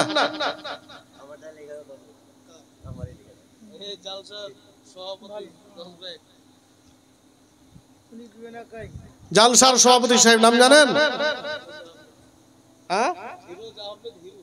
হ্যাঁ ওটা তো আমি জানি, আপনারা জানেন কি? জালসার সভাপতি বহুদিনের মনে নাকি? অনেকদিন থেকে তো জালসাতে থাকেন উনি, জালসার পেছনে থাকেন। 9মতম জালসা, হিরু নামে আপনারা চিনেন সবাই, কানাপুকুরের মানুষ হিরু নামে চিনেন। যে লোকটা জালসার পিছনে একটা অবদান আছে, তিনি স্বেচ্ছায় সজ্ঞানে সুস্থ শরীরে আল্লাহ রাসূলের স্বার্থে 10 ব্যাগ সিমেন্টের দাতা। জোরে বলেন জিন্দাবাদ। এই জলসার সভাপতি হিরু ভাই আমাদের 10 বস্তা সিমেন্টের দাতা। আল্লাহ পাক তার দানকে কবুল করুন। প্রথম নম্বর দাতা আমাদের দাদু ডাক্তার বুলু সাহেব 10,000 টাকা, আরেকজন বেনামে 5,000 টাকা, 1,000 টাকা, আরেকজন দিয়েছেন সিমেন্টের আগে, আরেকজন দিলেন হিরু ভাই আমাদের 10 বস্তা। আর কেউ আছেন না? সব জায়গায় জোড়া পাওয়া যাচ্ছে গো। মোটর সাইকেলে 4টা করে চড়চা দাঁত খেলাচ্ছে। হ্যাঁ, এই যুবককে বুঝাবো কি করে? লজ্জা নাই এই যুবকের? জীবনের মূল্যবোধ বুঝে না, প্রশাসনকে কেয়ার করে না, আইনকে তোয়াক্কা করে না। এত নির্বোধ যে গাড়ির গতিবেগে সাধারণ মানুষ অতিষ্ঠ হয়ে পড়েছে। এত নির্লজ্জ, কত নিচে নামলে এত দুর্ব্যবহার, এত নির্লজ্জ হওয়া যায় ভাবেন একবার। কতটা নির্লজ্জ, মূর্খ, অজ্ঞ সেকেলে হলে আজকে রোডে 80তে 120তে 90 করে গাড়ি চালাতে পারে। ওর গাড়ির গতিবেগ বুঝিয়ে দেয় ও কত বড় ছচ্ছর লিচ্ছর বেহায়া, আর গাড়ির গতিবেগ পরিচয় করিয়ে দেয়। জোরে বলেন ঠিক না ভুল?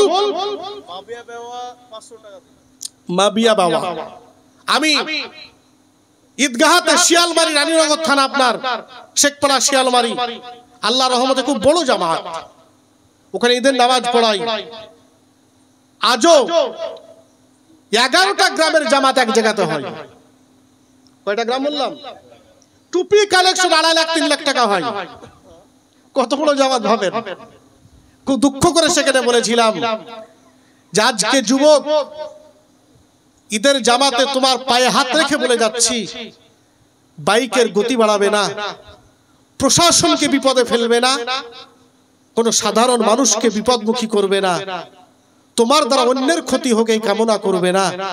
তুমি নিজেকে বাঁচাও, পরিবেশের অশান্তি থেকে বাঁচাও, নিজের জীবনকে অভিশপ্ত করে দিও না, সমাজের জন্য অভিশাপ হয়ে দাঁড়িও না বলে আমার নামাজ পড়িয়ে বোরাকুলি পার হতে পারিনি। আমার ড্রাইভার ফোন করছে, ড্রাইভারের ফোন এসছে। ড্রাইভার বলছে কাত হয়ে গেল। বলে কি? বলে ডাক বাংলায় চলে গেল, ভড়াম করে উল্টে গেছে, এদিক ওদিক হয়ে গেছে। কথা বুঝেন? মুসলমানকে থামবেন কি করে? ঠিক আছে, এই জাতি বলছি যে জালসা যখন হবে, কালকে বটতলায় বললাম যে বাড়ি পিছু একটা করে লোক এলেই তো লোক বসার জায়গা হবে না। কারণ বাবা তোরা রাত্রে বিচার করিস যে কাল আমাদের জালসা, সমাজের একজন করে লোক বসলে লোক মানে সংকুলান হবে না।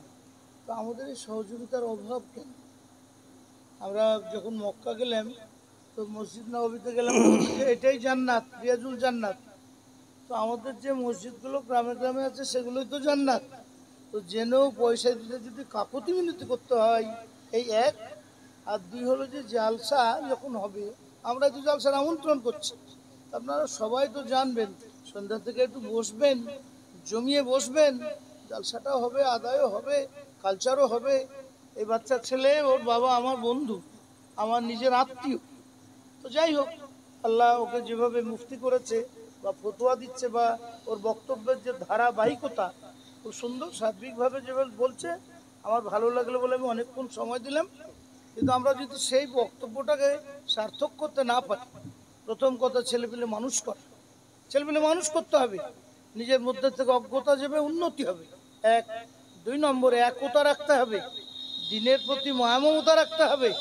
এই মসজিদের প্রতি এমনি করে কাকুতি মিনতি করে ব্যাঘাতটা করে মসজিদ হবে?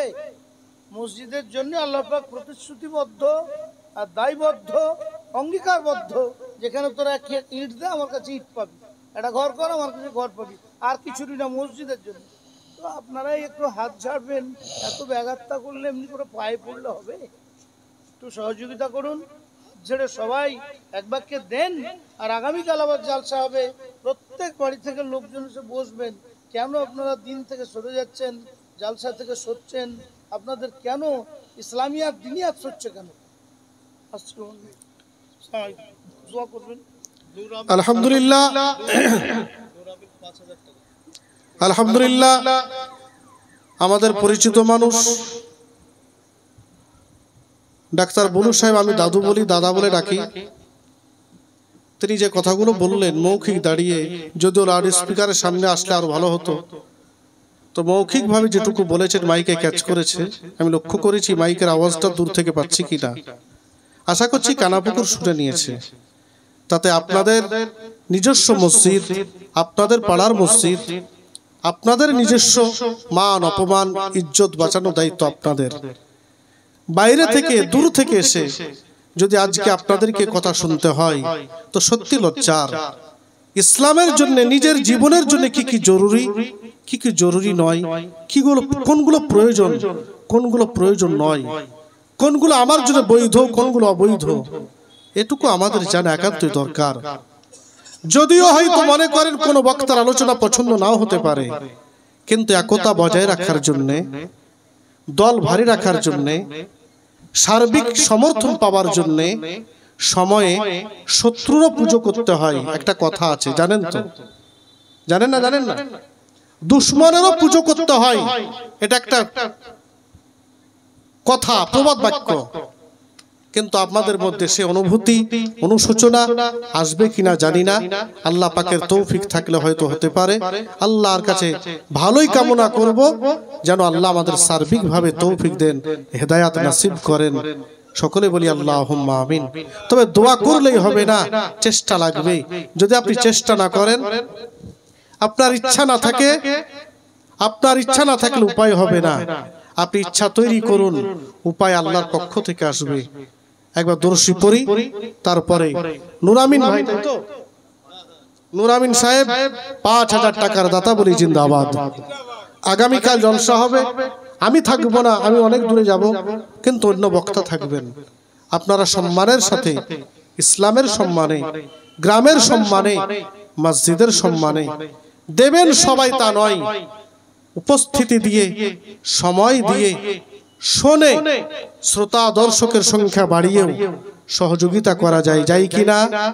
জোরে বলেন, যাই না? যাই, সেটুকু করার চেষ্টা করবেন। আর জোরে শুনে আল্লাহুম্মা সাল্লি আলা সাইয়্যিদিনা মাওলানা মুহাম্মদ ওয়ালা আলি সাইয়্যিদিনা মাওলানা মুহাম্মদ সাল্লু আলা মুহাম্মাদিন صلوا على محمد हरदम सबार से निकलम पके नामे मोहम्मद हरदम सबार সাজেমা বাবা, সাজেমা বাবা 5 বস্তা সিমেন্ট। আল্লাহুম্মা আমিন। আল্লাহ কবুল করুন, জোরে বলেন আল্লাহুম্মা আমিন।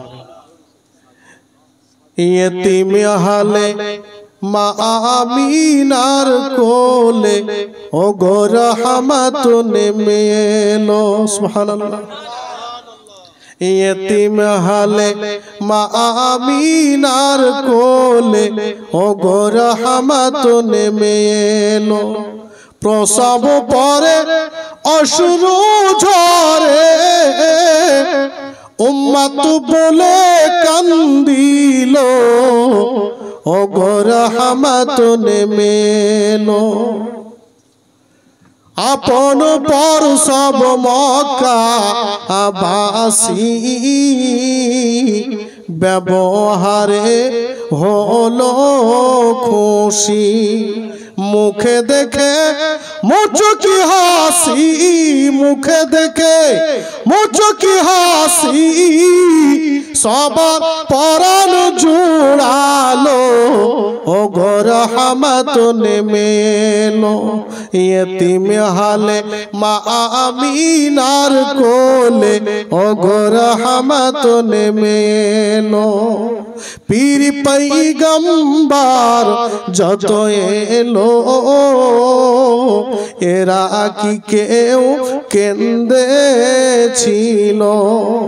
হিংসা ছেড়ে সত্য বলো নবী কেন কান্দিল ও গো রহমত নেমে এলো।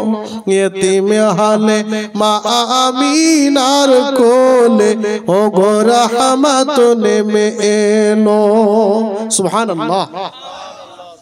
ভাইজান অনেক কিছু বলে ফেললাম, 3টি কথা সঙ্গে করে নিয়ে যান। ধৈর্যহীন হবেন না, ধৈর্যকে ব্যালেন্স করেন। আজকে ধৈর্যের শিক্ষা উঠে গেছে পঞ্চায়েত থেকে পার্লামেন্ট পর্যন্ত, এসএসকে থেকে বিশ্ববিদ্যালয় পর্যন্ত। যদি ধৈর্যের শিক্ষা দিতাম আর ধৈর্য ধরতাম আর ধৈর্যের ফল কত আনন্দের জানতাম, তাহলে পৃথিবীর পঞ্চায়েত থেকে পার্লামেন্ট পর্যন্ত কোথাও অশান্তি হতো না, শান্তি আর শান্তি, অনাবিল শান্তি হয়ে যেত। জোরে বলেন সুবহানাল্লাহ। যতগুলো পৃথিবীতে অশান্তির দাবানল জ্বলেছে, ভয়ানক ঘটনা তৈরি হয়েছে, মা বেটায় ঝগড়া হয়েছে, পরিবারে পৃথক হতে হয়েছে, পাড়ায় পাড়ায় ঝগড়া হয়েছে, স্বামী স্ত্রীতে বিচ্ছেদ ঘটেছে, সন্তানের সাথে বাপের দূরত্ব সম্পর্ক তৈরি হয়েছে, বন্ধুত্বের মধ্যে ফাটল তৈরি হয়েছে, তার মধ্যে একটাই কারণ, সেটা হলো ধৈর্যের অভাব। জোরে বলেন ঠিক না ভুল? জোরে বলেন। খুব বেশি আবেগ প্রবণ হবেন না, আবেগ দিয়ে কিছু করা যায় না। আবেগ প্রবণ ইসলাম পছন্দ করে না। হুট করে আপনি আবেগ প্রবণ হয়ে গেলেন, এটা আদৌ কাম্য নয়। আপনি যুক্তি তর্কে আপনি আপনার সম্পদ, আপনার অধিকার আপনি আদায় করে নেন। আবেগ প্রবণ হয়ে আপনার অধিকার আদায় করা সম্ভব নয়। আপনাকে প্রতিষ্ঠিত হতে গেলে প্রকৃতপক্ষে আপনাকে লড়াই করে শিক্ষাগত যোগ্যতা নিয়ে, এবং আপনাকে বুঝাতে হবে না, আপনি মনে করবেন আমাকে অনেকেই বোঝে। সবার কাছে ভালো হতে চাইবেন না, মৌমাছি হন, মাছি হবেন না। ও মৌমাছি শুধু ফুলেই বসে, মাছি সব জায়গাতেই বসে। মৌমাছি হবেন, সাপের গালে চুমা, ব্যাঙের গালে চুমা খাবেন না, জীবন নষ্ট হয়ে যাবে। মৌমাছি হন, সম্মান বেড়ে যাবে। জোরে বলেন সুবহানাল্লাহ। জগৎকে পরিচয় দিতে হবে না, আপনার পরিচিতি বাড়িয়ে দেবেন কে? জোরে বলেন। আল্লাহ। মানুষের কাছে মুখাপেক্ষী হবেন না, আল্লাহর কাছে মুখাপেক্ষী হন, আল্লাহর ইবাদত করেন, আল্লাহর কাছে যাই নামাজ বিছিয়ে আল্লাহু আকবার বলে দাঁড়িয়ে যান।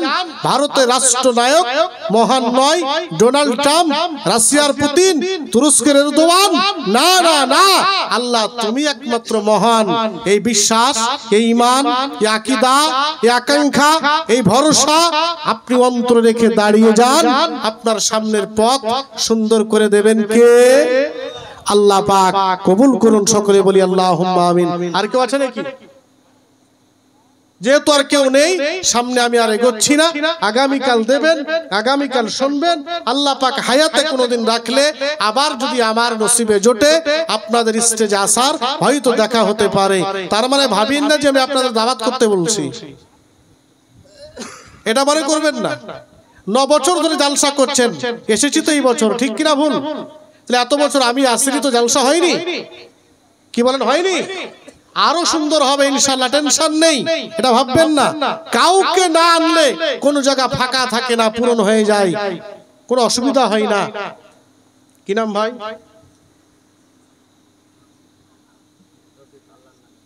রফিক ভাই, আমার এই দেখেন সামনে আল্লাহর হস্তে 500 টাকা দান করেছেন, আল্লাহুম্মা আমিন।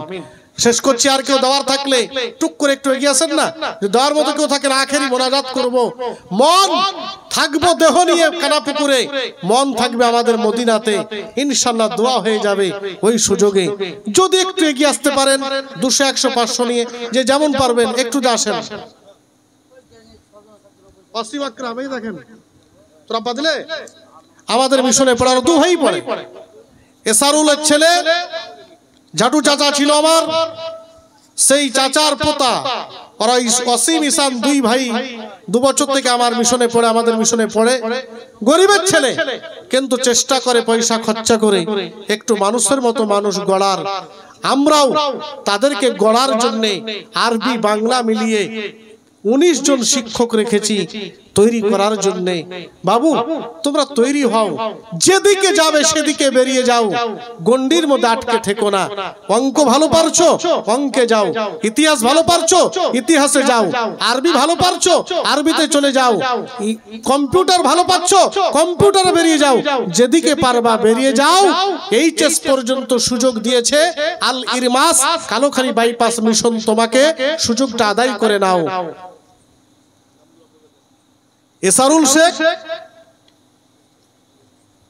500 টাকা আল্লাহ কবুল করুন, আল্লাহুম্মা আমিন। সামনে মোটেও আর আসছি না। হ্যাঁ, এক বস্তা নাকি? বকুল সাহেব, আলম সাহেব, জমশেদ সাহেব, শরীকুল সাহেব, সনিউল সাহেব, ওকিবুর সাহেব। আচ্ছা।